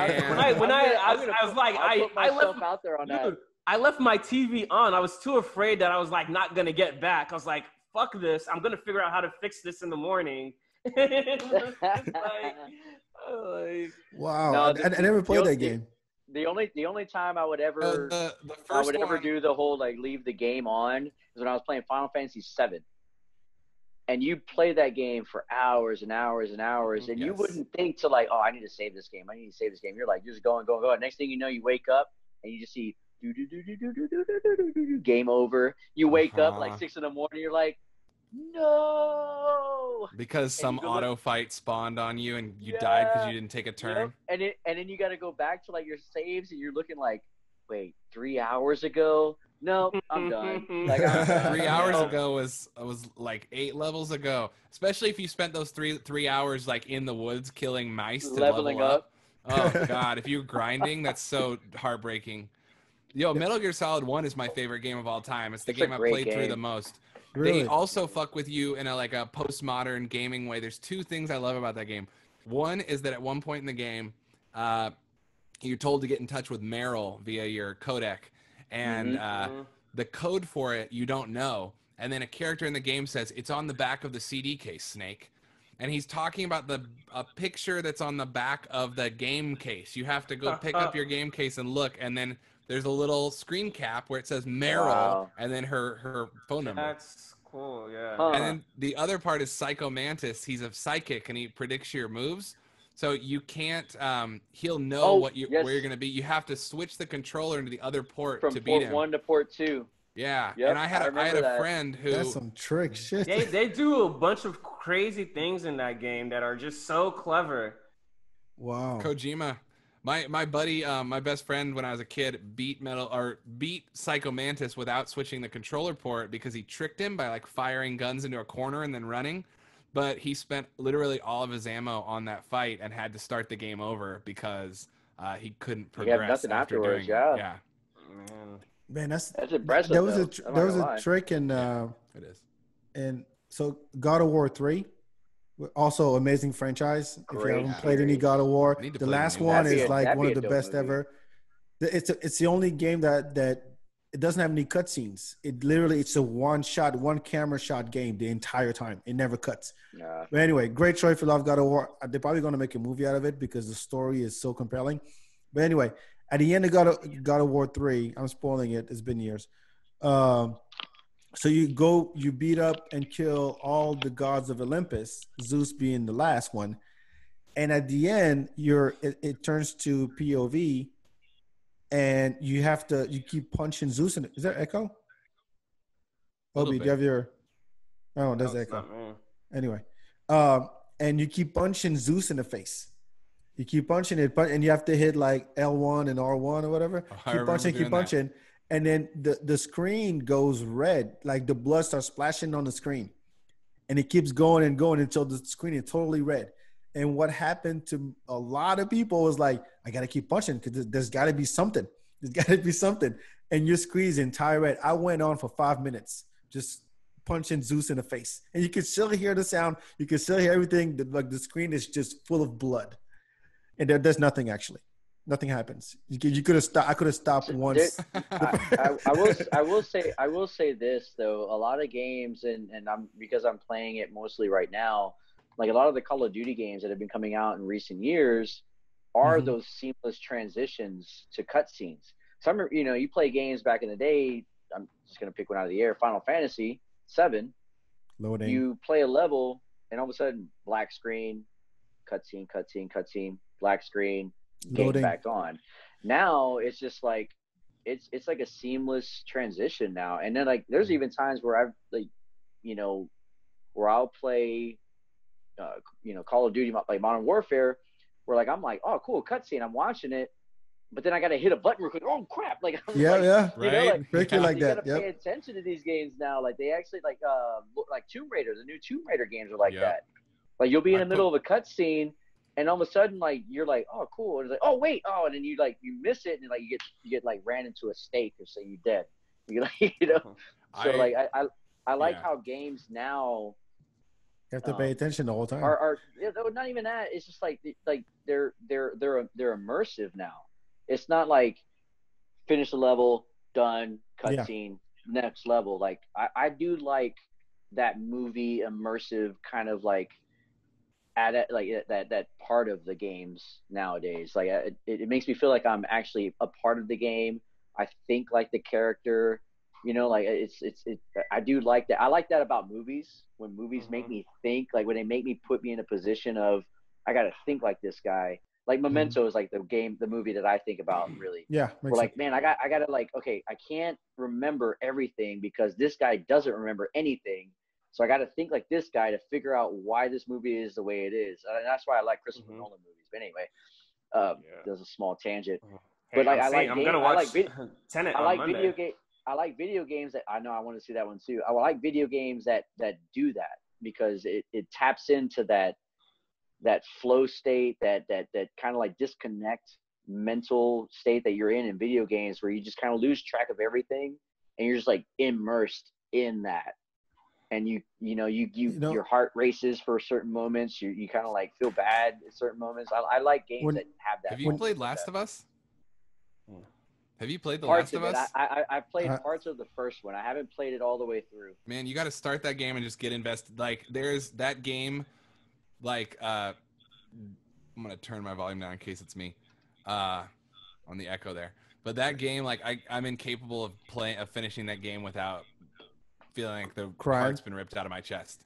Like, I just sit there like, yeah, it hurts. I know.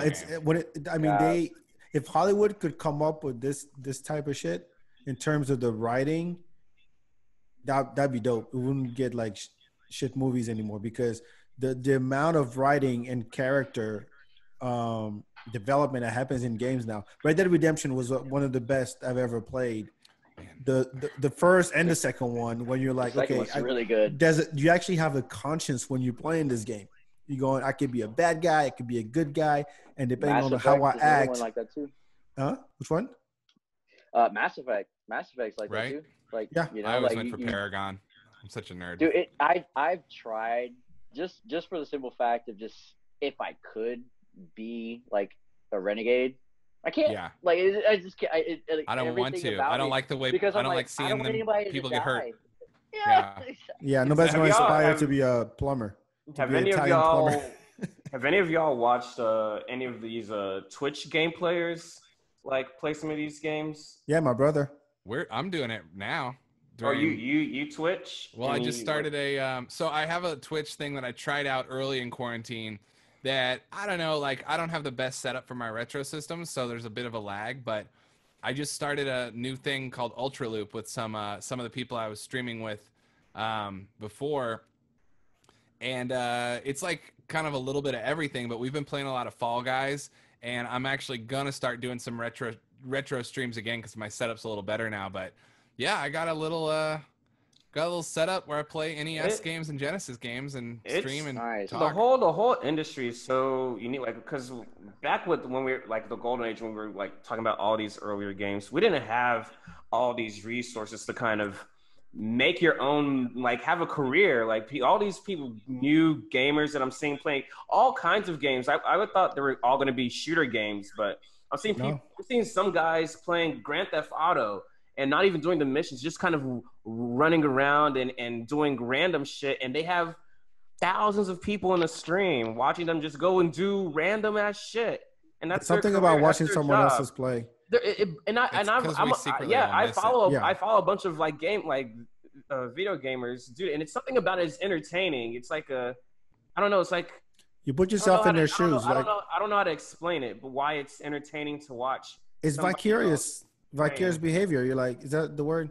Vicarious. Or you, I don't know if do I feel like, is it like, am I a voyeur? Because I'm not a voyeur. It's just something that's entertaining watching how because I think what you would do. But I'm wondering, what would you do in this situation and stuff like that? Yeah. There's a lot of I would have never nostalgia. thought I would just be sitting at home on my computer watching somebody play Grand Theft Auto. Like usually that's what I do for hours and just run around stealing all kinds of cars and just or helicopters and just flying around. But somebody else, To me, to going it, yeah, keep going with the theme of like watching gamers game.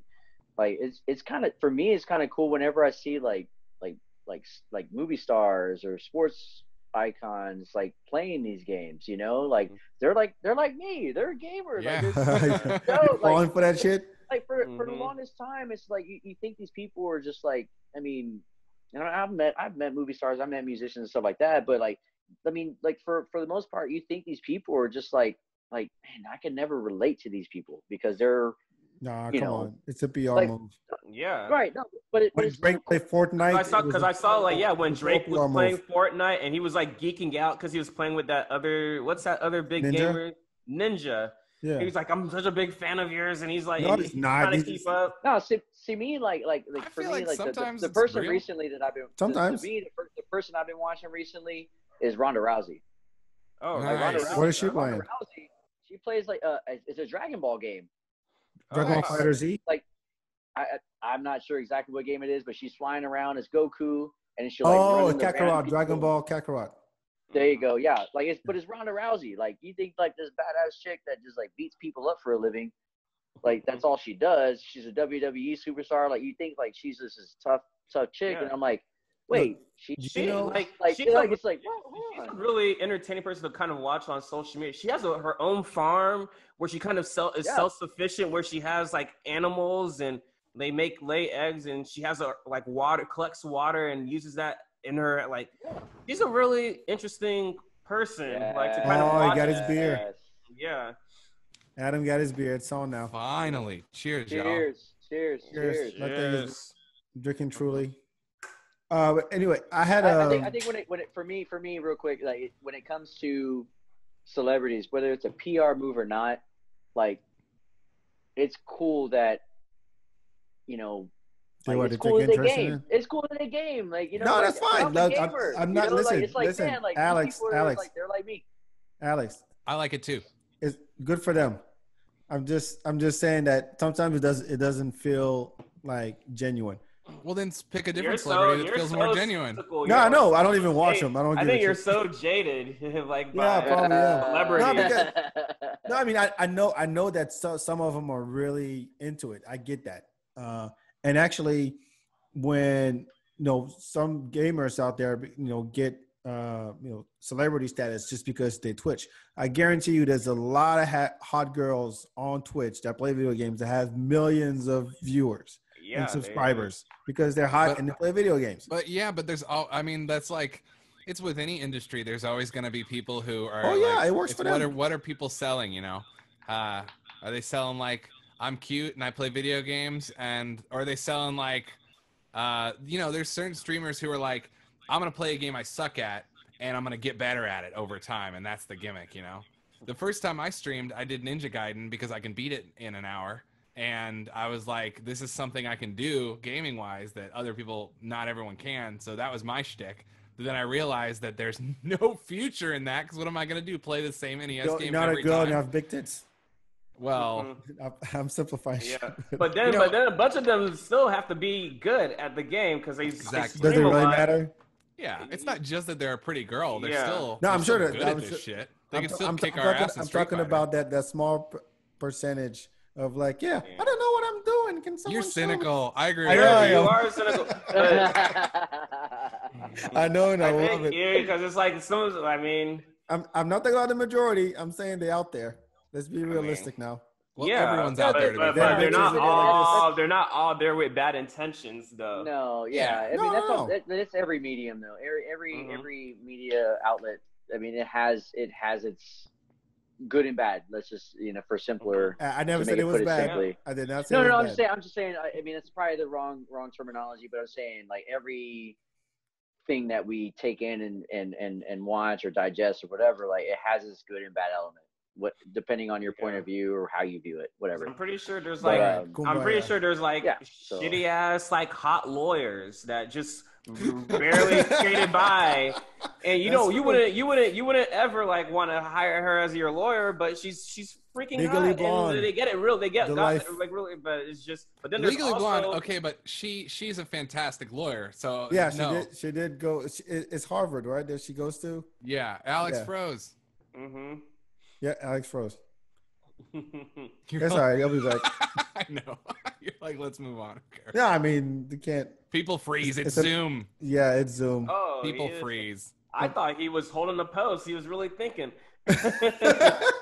Well, I mean, he moved from the patio to his closet, so I think he'll be back. He'll be back. That's So all. do y'all have any interest in picking up one of these arcade 1-up cabinets? Have you seen these? They sell them at Walmart. They're like $300 each.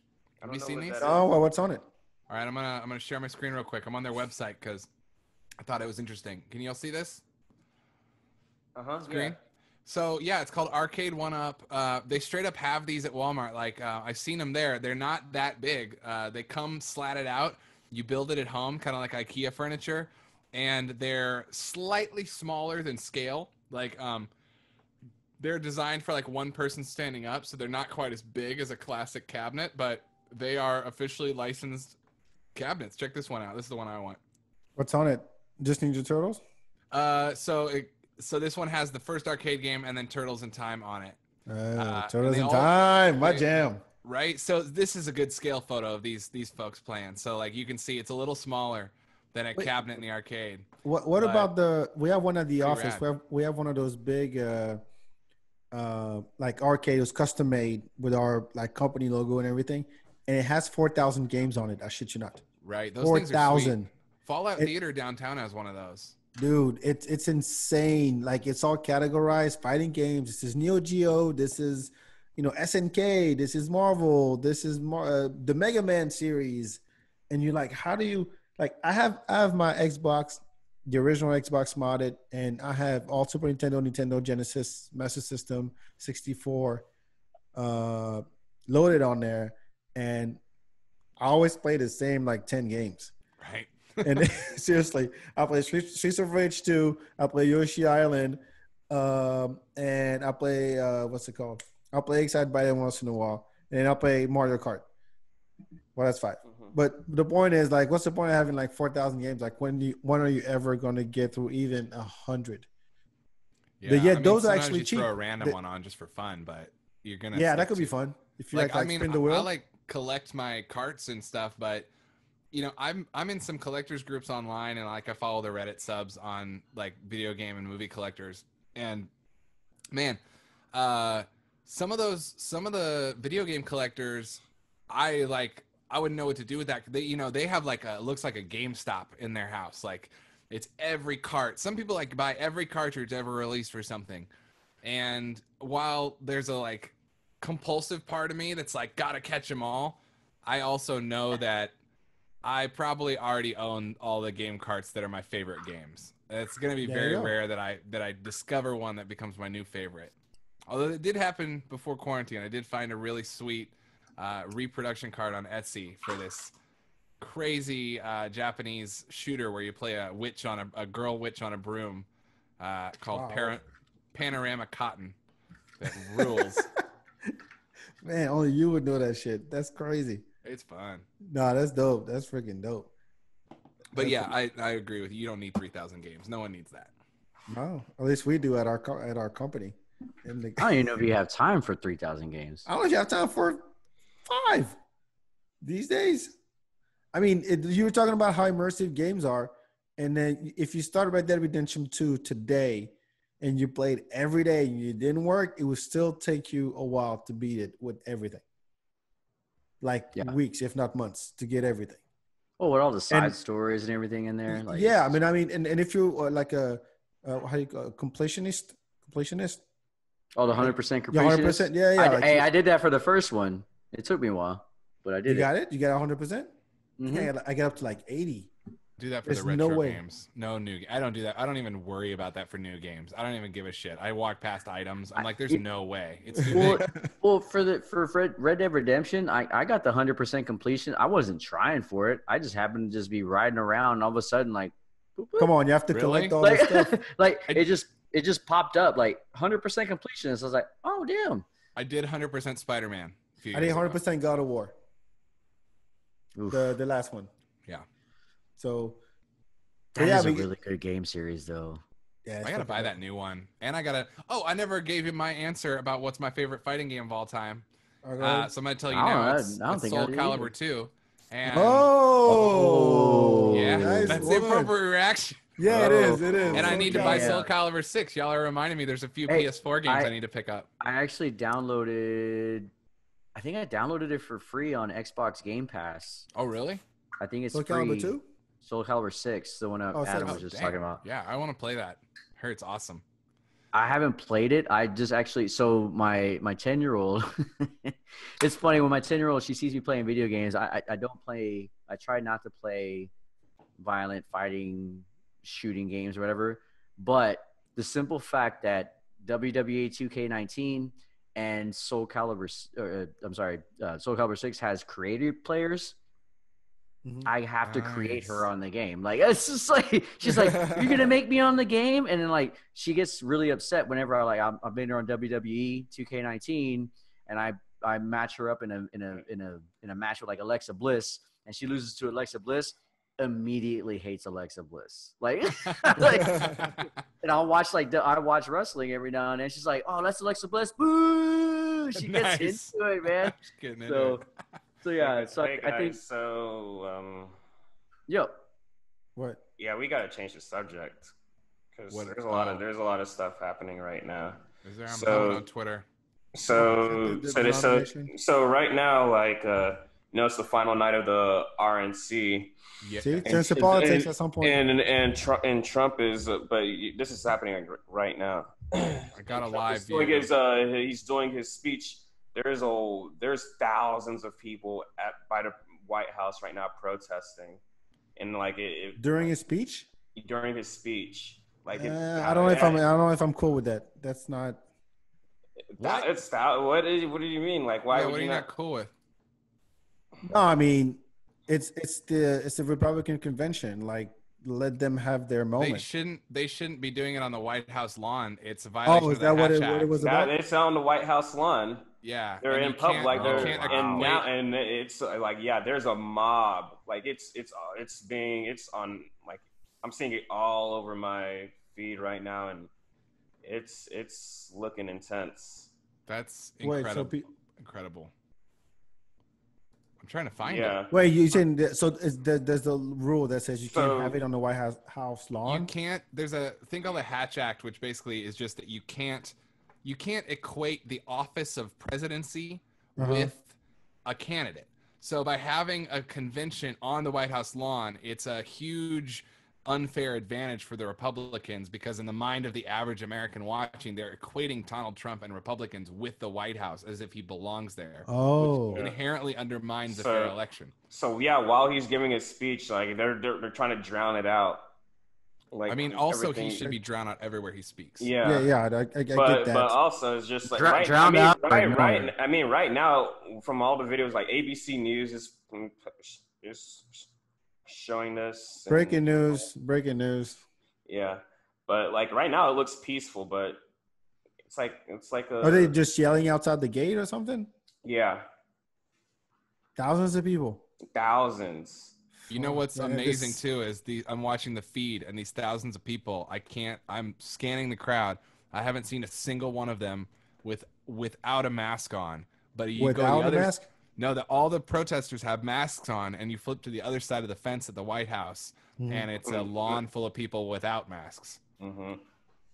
They just sit like a chair apart, and that's good. I mean. Yeah, I hope that it's good. I said that at the top of the stream, and I kind of felt bad about it. But I'm not above wishing that a few of those people catch COVID. And I'm not talking. I'm talking about Trump. Yeah, let me be clear. I'm not talking about the protesters. Yeah. Fuck you out of the protesters. This is amazing. Can we share the live feed? I don't know if you're allowed to. We might get. I don't know if we might get put on it. Mute it. Let me see. I might be able to because I have it over here. I just saw a great on comment Facebook or earlier. On Facebook.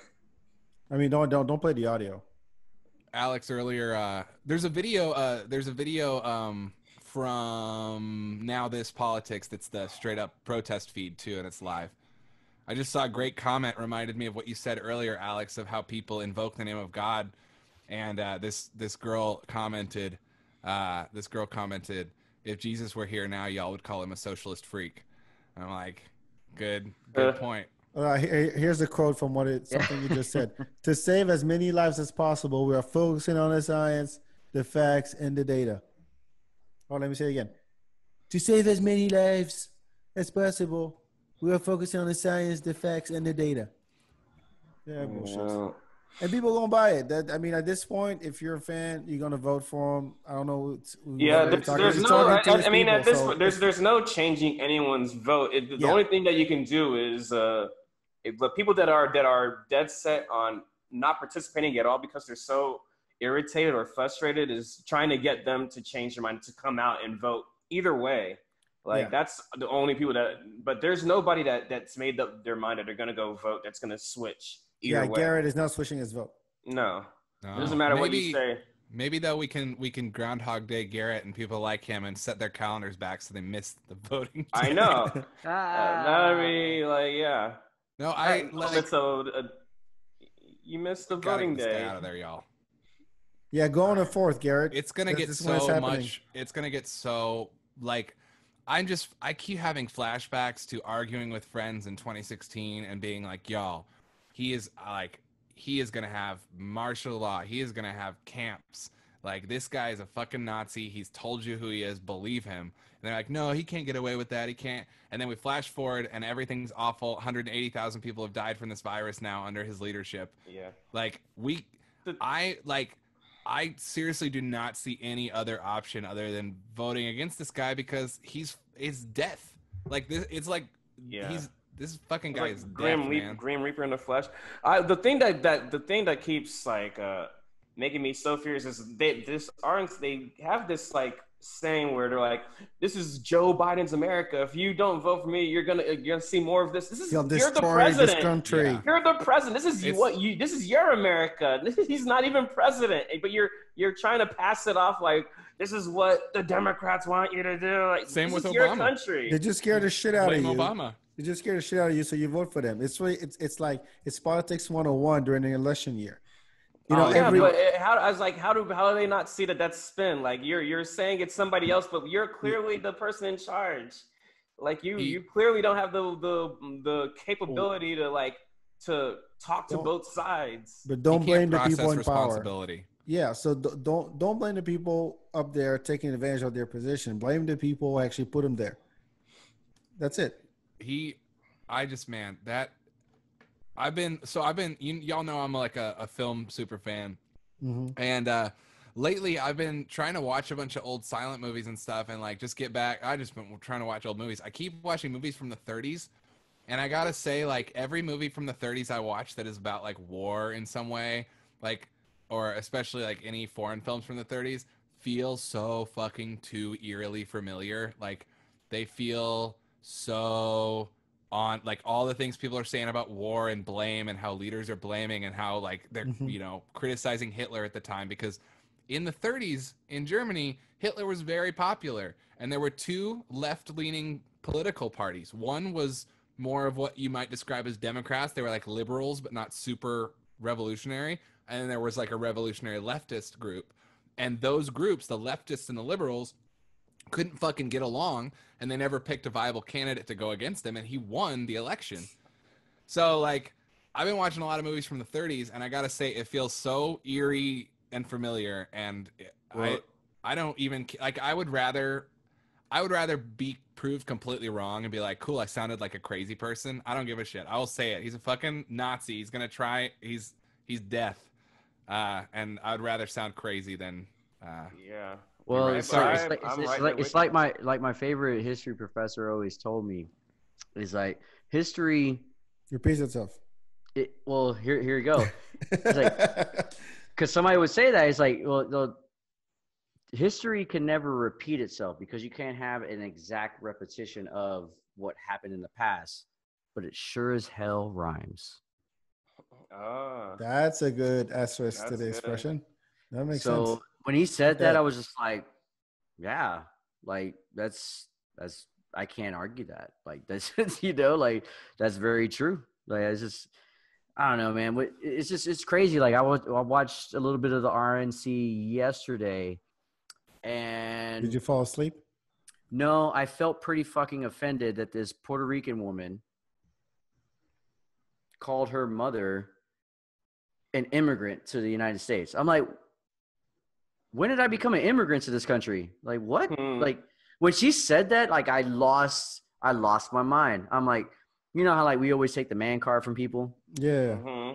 I was like, you are like I just been like, there's what? You're not Puerto Rican to me. I'm sorry. Like, I'm sorry. Like, what is wrong with you? Like, your mother is not an immigrant. She may be a migrant. Completely different. But when she said like, oh, my mother's a immigrant, to the United States immigrant, blah, blah. I'm like, bro, like we've been part of this country since like the early 1900s. Like we've been a part of this country almost as long as the Cubs not winning a World Series. Like, I mean, like we it's just like, it's just crazy. Like how like I watch these, and even the DNC has their moments too. Like I'm not trying to bag on either one of them. Like it's a pony show, like Look, like the other day, like I was watching, what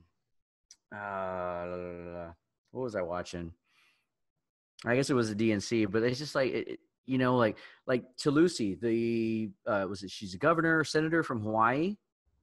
Oh yeah, Tulsi Gabbard. Tulsi Gabbard. Tulsi Gabbard, there you go. Like, was not invited to speak, and I'm like, that's Andrew the Yang one. wasn't either. That's the one person that I want to speak. She's not only a woman, she's a veteran. Like, and every time I saw her in any of the Democratic debates, she made the most sense to me, at least. I mean, I could be. I mean, that's just my opinion, but like. She made the most sense. And I'm like, honestly, if I was Joe Biden, I would have nabbed her versus Kamala Harris. That's just me. But she was more divisive, I think. Tulsi was more divisive because of, I forget why, honestly. It's been too much fucking information. I don't remember why. I mean, she called that Kamala Harris on her record. That thing went viral the day of, and again just when Harris was nabbed, not nominated. So don't get me wrong. I'm not trying to say that Democrat, like, it's a weird position because I feel like this point in history, we're at a point where we could really push for some substantial, like earth-shaking change, and it feels like such a weird compromise to say to vote for Democrats who are still entrenched in that system. But I just look at Trump and the Republicans, and I'm like, well, I got to vote against the fucking Grim Reaper over here. Yeah. And also that whole thing you were saying about her calling her mom an immigrant. I mean, she's playing right into the hands of these, like, I firmly believe that, like, Trump is a white supremacist. I think Stephen Miller, his advisor, is an avowed white supremacist. Like, I think that having someone refer to her mom, who is a U.S. citizen, as an immigrant is like almost handing them this platter of like, yes, people who are from Spanish-speaking countries or who are brown are all immigrants. And real Americans look like you. There's a dog whistle there. Maybe I'll have to do some research just for my personal self, but like I have family that lives in Puerto Rico. Mm-hmm. I'd like to know like what they felt or what they thought of whenever somebody that is a U.S. citizen, just like me, just like my family, just like that woman that spoke, said that, another U.S. citizen is an immigrant. Like to me, it's a slap in the face. It really is. It really is fucked up. It's already a slap in the face of the fact that like Puerto Ricans, like a vast majority of Puerto Ricans, I can't give you the numbers, but a lot of us do serve in the military. I'm speaking for myself, but a lot of us have served in the military for God knows how many years, and for somebody that has a platform like that, take the fact that it's the RNC out of the way. You have a platform to speak to millions of people. And there's a lot of people in this country, black, white, like there's a lot of people in this country, doesn't matter what color you are, that don't even think Puerto Ricans are even citizens of this country. Of course not. There I are mean, of course still not. people that Not they are, believe but I'm that. saying people believe that. There's still people that believe Listen. that. I And mean- now you have a platform, and you were Puerto Rican yourself, and you're feeding into that rhetoric. And I'm like, you are exactly the reason why people just write us off. And then you get the president, after Maria shows up, shooting basketball shots of toilet paper rolls at us. Like, how much more demeaning does that get? How much more belittling? How much more redheaded stepchild? Sorry for redheads out there, but how much redheaded stepchild do you have to be shown to be the bargain than we already are? Like, it's just crazy.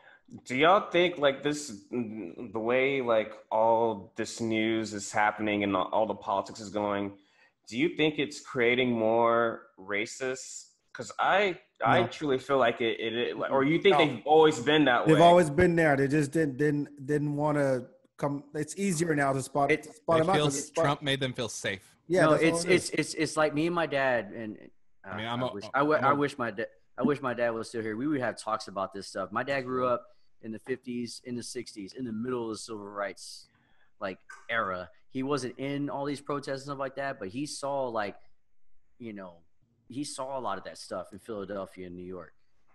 And a lot of the stuff he would talk about is like, man, like back before then, like racism was like, it wasn't taboo like we view it today. That was it. Like even like my dad, when we talk about Jews, he would call them by their racial slur. When you talk about black people, my dad would say it even till he died. Like my dad would call whites, Jews, Italians, blacks, Chinese, like by those names, because that was it. Like that's what you called those people. It wasn't my dad was a racist. Like that's how it was. Then the civil rights era happened. It was taboo to be openly racist. It wasn't like you were like, oh, you're one of those people. You can't do that. But then you get a guy like Trump. I'm not saying specifically him, but people like him, but he has a big platform.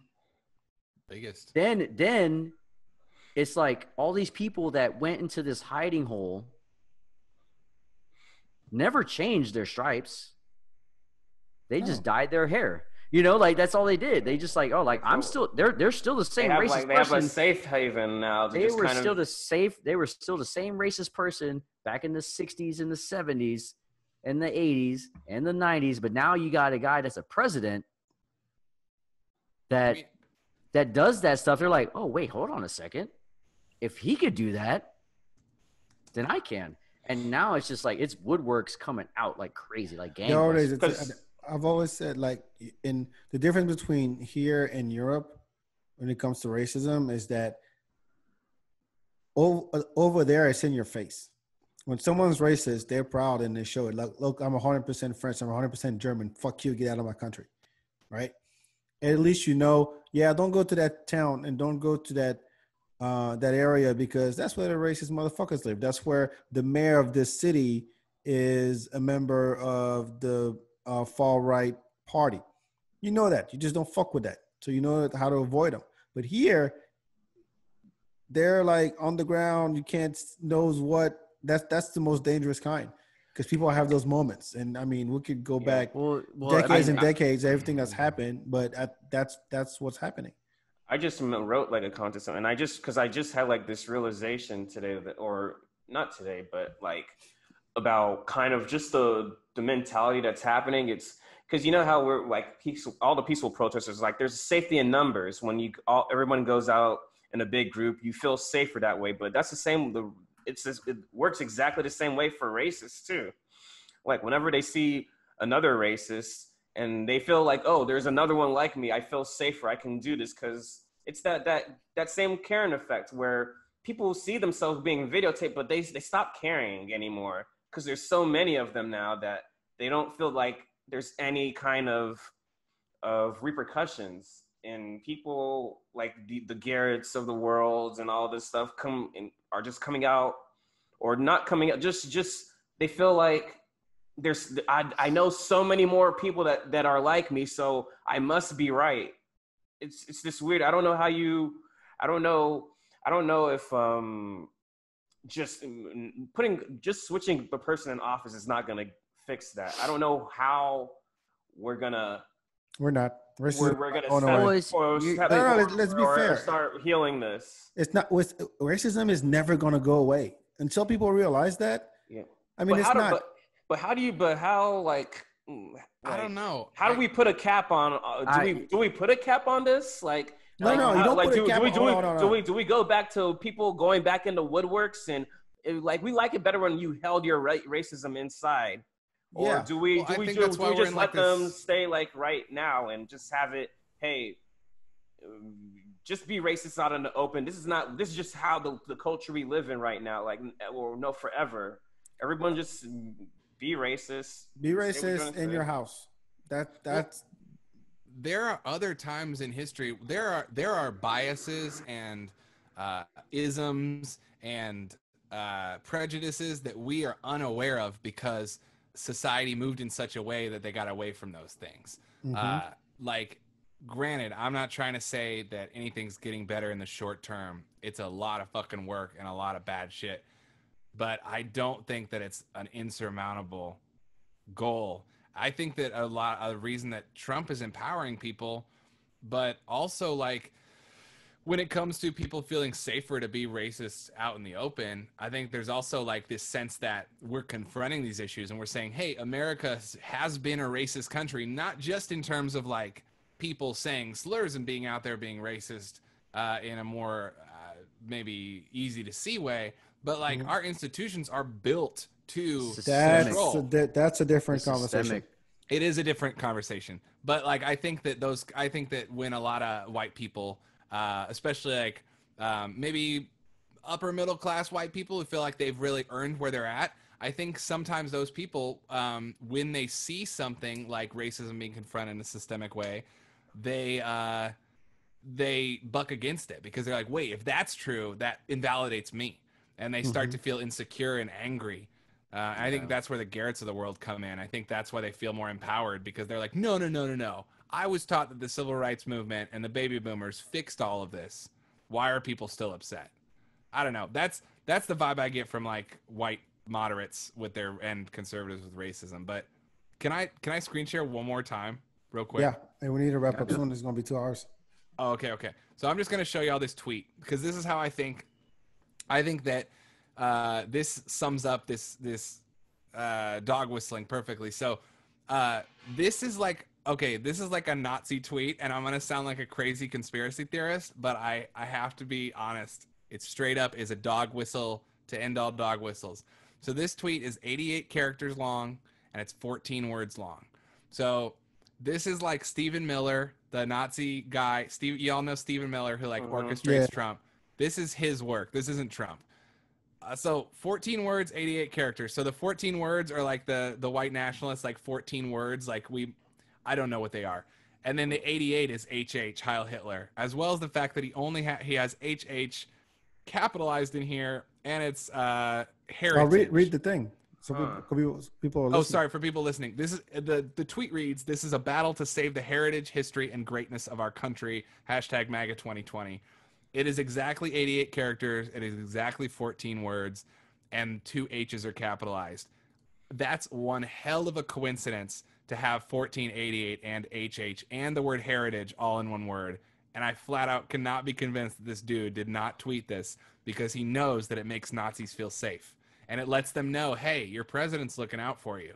That's why I think we're seeing craziness. And I'm not trying to certainly like, I'm a white person. I know that after Trump was elected, racist white people I know seem to get more comfortable talking to me and trying to like get me in their little club and be like, aren't you annoyed with the NFL lately? Aren't you annoyed with this? And I'm like, oh, you just feel safer. You think that I'm going to back you up here. Anyway, I'll shut up now. No. We don't want you to shut up. Well, I don't want to be like, hey, I'm a white man. Let me talk about racism for a little bit. No, I never I don't ever really buy into that because I feel like you have more. You're more enlightened. The same rights to talk about it as anyone else. Like you do the work. I really don't. Yeah. That's much appreciated. You do the work. Well, You know, you put your mouth when you put your what is it? You put your money where your mouth is. I'm about I to say where like your hearing foot from mouth. people like Adam because he's like just like a great example of what an ally is supposed to be like, and just speaking up for people. Like it's just I don't know. No, it makes sense. I still see such a big chunk of people just so afraid to speak up because they don't want to like rub anybody the wrong way. But at a certain point, you have to like you have morals. Like you know what's right and wrong. Like there, you shouldn't be afraid to. You shouldn't be afraid to like that. speak up for morals. Like, well, it's crazy to me. Like, for me, personally, with my faith, like I just got done reading a book. It's called oh my gosh, I'm blanking on it. Imagine Heaven, right? And it's about it's a pastor at my church. He 30 plus years of studying people that had near death experiences, right? Mm-hmm. And long story short, he talks to these people that get these life reviews. There's a whole like few chapters on this book called about life review. And as I'm reading these, what is it?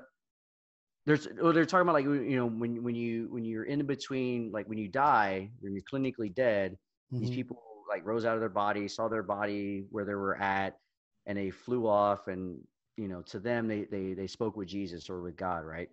But they got this life review. They get to see their whole life, the whole, like, you know how we always hear like the life flashes before your eyes. Yeah. And they got to see their life review, and some of these people describe their life review of like, not just of like what they've done, but they got to see what their choices in their life affected other people and how their other people felt. Like it wasn't just about them. It was about like their choices and how their choices affected other people. How they felt the pain, they felt the anger, they felt everything that other people felt from their choices. And as I was reading this thing and like talking about all like what we're talking about right now, of all these things right now, I'm like I don't think people have that weird little click in their brain of like, man, what am I saying, or what am I doing, or what are my actions right now affecting not just me, because a lot of us, and myself included, we do things selfishly to a point for certain things, right? Mm-hmm. But when it comes to things of, you know, just life, like people living equally, people living fairly, people living with equal wages, equal whatever equality that you want, sexuality, whatever, like it, to me, I'm going to keep believing, I'm going to keep praying that one day it will happen, that one day we'll all snap and just have that moment of like, you know what? I need to get outside of myself. I need to think outside of myself. And I feel like, man, if my dad growing up in the civil rights era told me up until Obama got elected, is like, there ain't no way this country's going to vote a black man into office. And it happened, I could believe anything could happen. You know, like anything can happen. Anything can happen. You know, it might not happen in our lifetimes, guys. I would love it for it to happen, because I would love to have a podcast when we're all 60, 65 years old and be like, remember that time like that? Remember back in that time in 2020 when we were like, man, we wanted equality, we wanted this and that and the other, and we're getting it, and we're all like old doing a podcast, and like all of our old friends are watching a podcast with us. I tell you what, I dream of that. Like I dream of that day. I appreciate that. I do, man. I really I'll make do. sure I keep it running for another 40 years. I do, man, because like you know, a lot of people that are listening or even watching right now, like when I messaged you guys the other day, like it is heartbreaking, man, when we have this stuff over and over and over again. It's heartbreaking to me, man, because like it's people that are in Wisconsin right now that are dealing with this stuff, right? But man, that stuff could happen right here in Austin, and it could be one of you guys. It could be me. Yeah. You know what I mean? Well, and that's Adam, where it could be one of... No, it could be Adam, man. I'm kidding. It could be any one of us, man. And like and whenever stuff like that happens so far away, yes, it's far away, but for me, my brain and my heart immediately snap into people like you guys, people like my fiance, my 10-year-old daughter. You know, like it snaps. It gets real for me because I put myself in that position. You know, and I know a lot of you guys probably feel the same way and do the same thing, but I will believe and I will continue to pray for, and I hope so that it will happen in my lifetime. If it doesn't, I hope it happens in my daughter's lifetime, in her daughter's lifetime, or whatever. But this is the highest praise of the podcast I've ever heard. I hope that we can come back 30 years from now and do a podcast again. Yo, man, I don't know. I feel the exact same way. Like whenever I see these things, like it's because it's like I can't understand how other people can just kind of continue on with their like, because I feel like that could have easily been any of us. Like, and I feel so like emotionally kind of hurt and damaged by it. Like, and I'm trying to kind of put like a happy, pleasant face on, but it feels so personal, like to me, like, and I don't know. So all those trolls out there that are going to listen to this later or watching even right now that say like, oh, it can't feel personal to you because it hasn't happened to you, you can kiss my ass, like literally kiss my ass, because it doesn't matter what you think. It matters what I feel. And it's not even a feeling towards me. It's a feeling for everybody. It's a feeling for these guys that are in this podcast with me right now.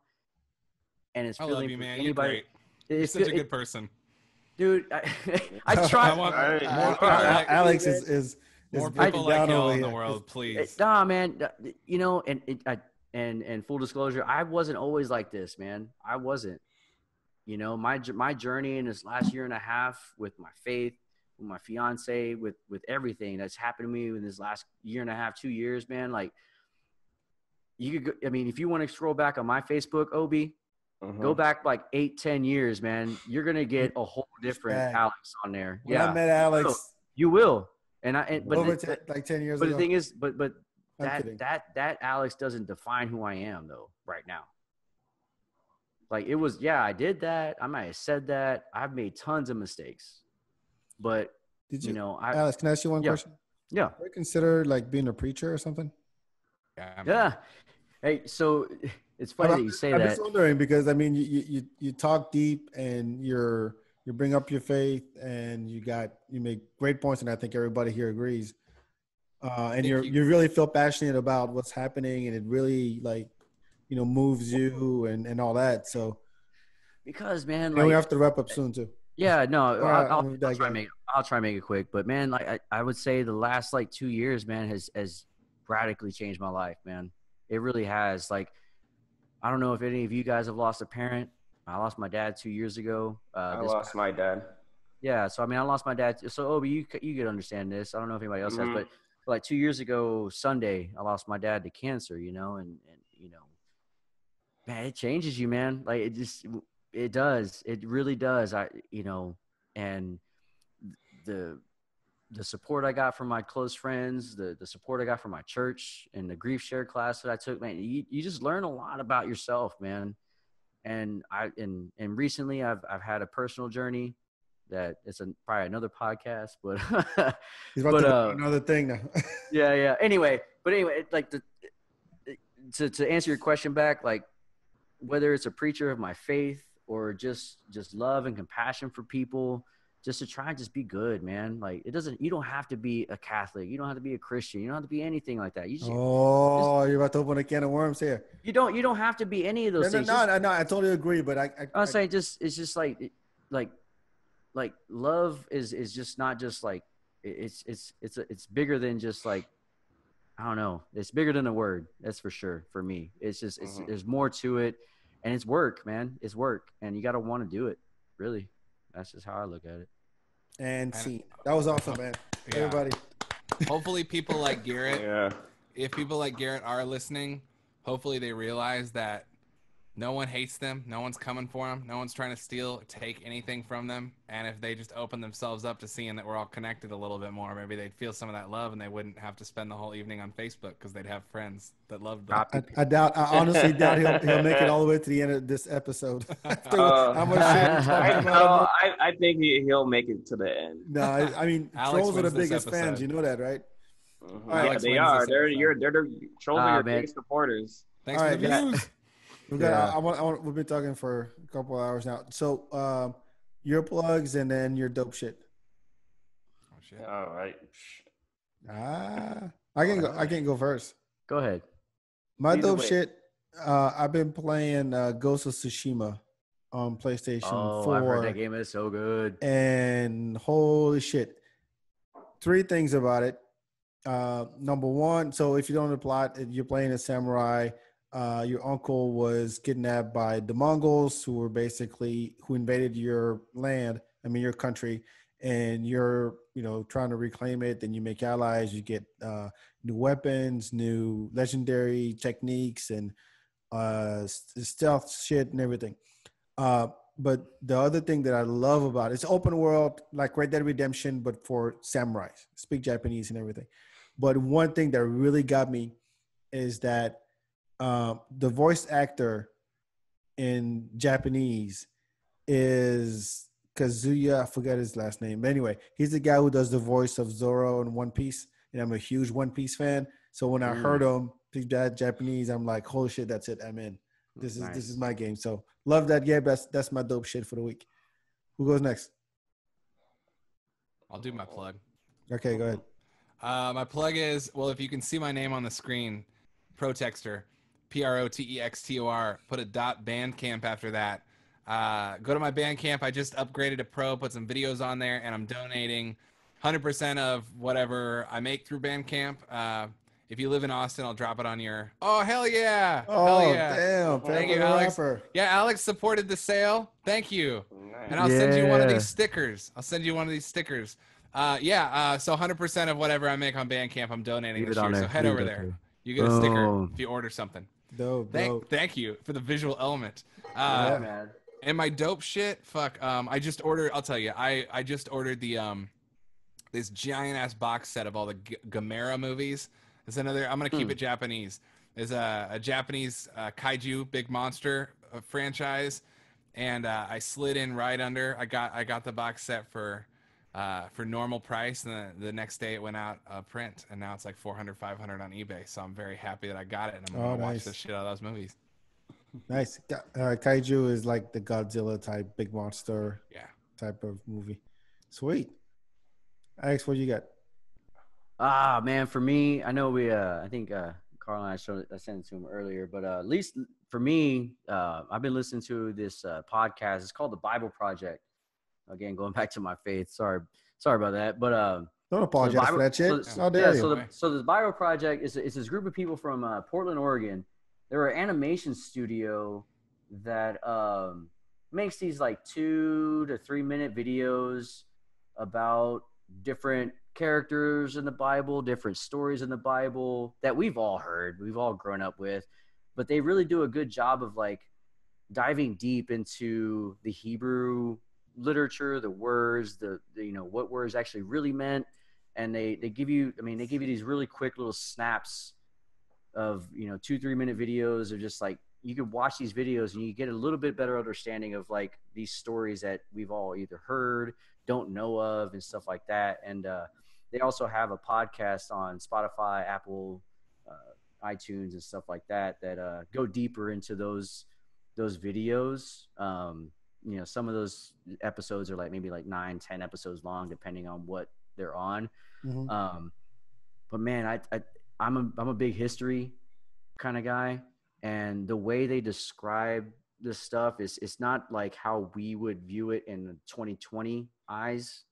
They view it in when it was written. Like they give you the real context of when this was going on and why these things may have been written, and they really dig deep into the Hebrew language and how certain words mean different things in the English translation.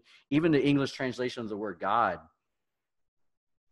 is really confusing when they break it down the Hebrew way. Can I tell Anyway, you a joke?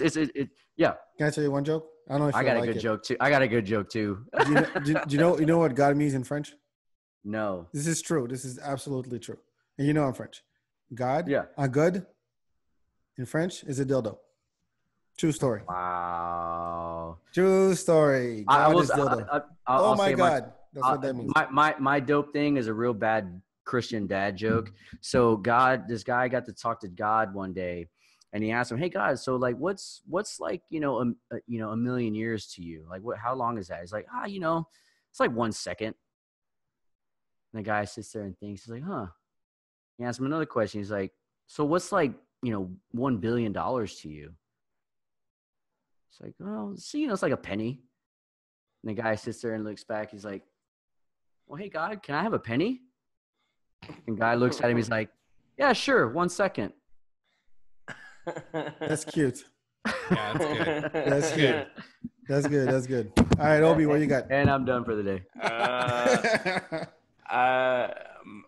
I'm late to this, but like I just have a movie recommendation. I just have a movie recommendation because I watched the movie Good Time, like that the guys that directed Uncut Gems made right before that movie.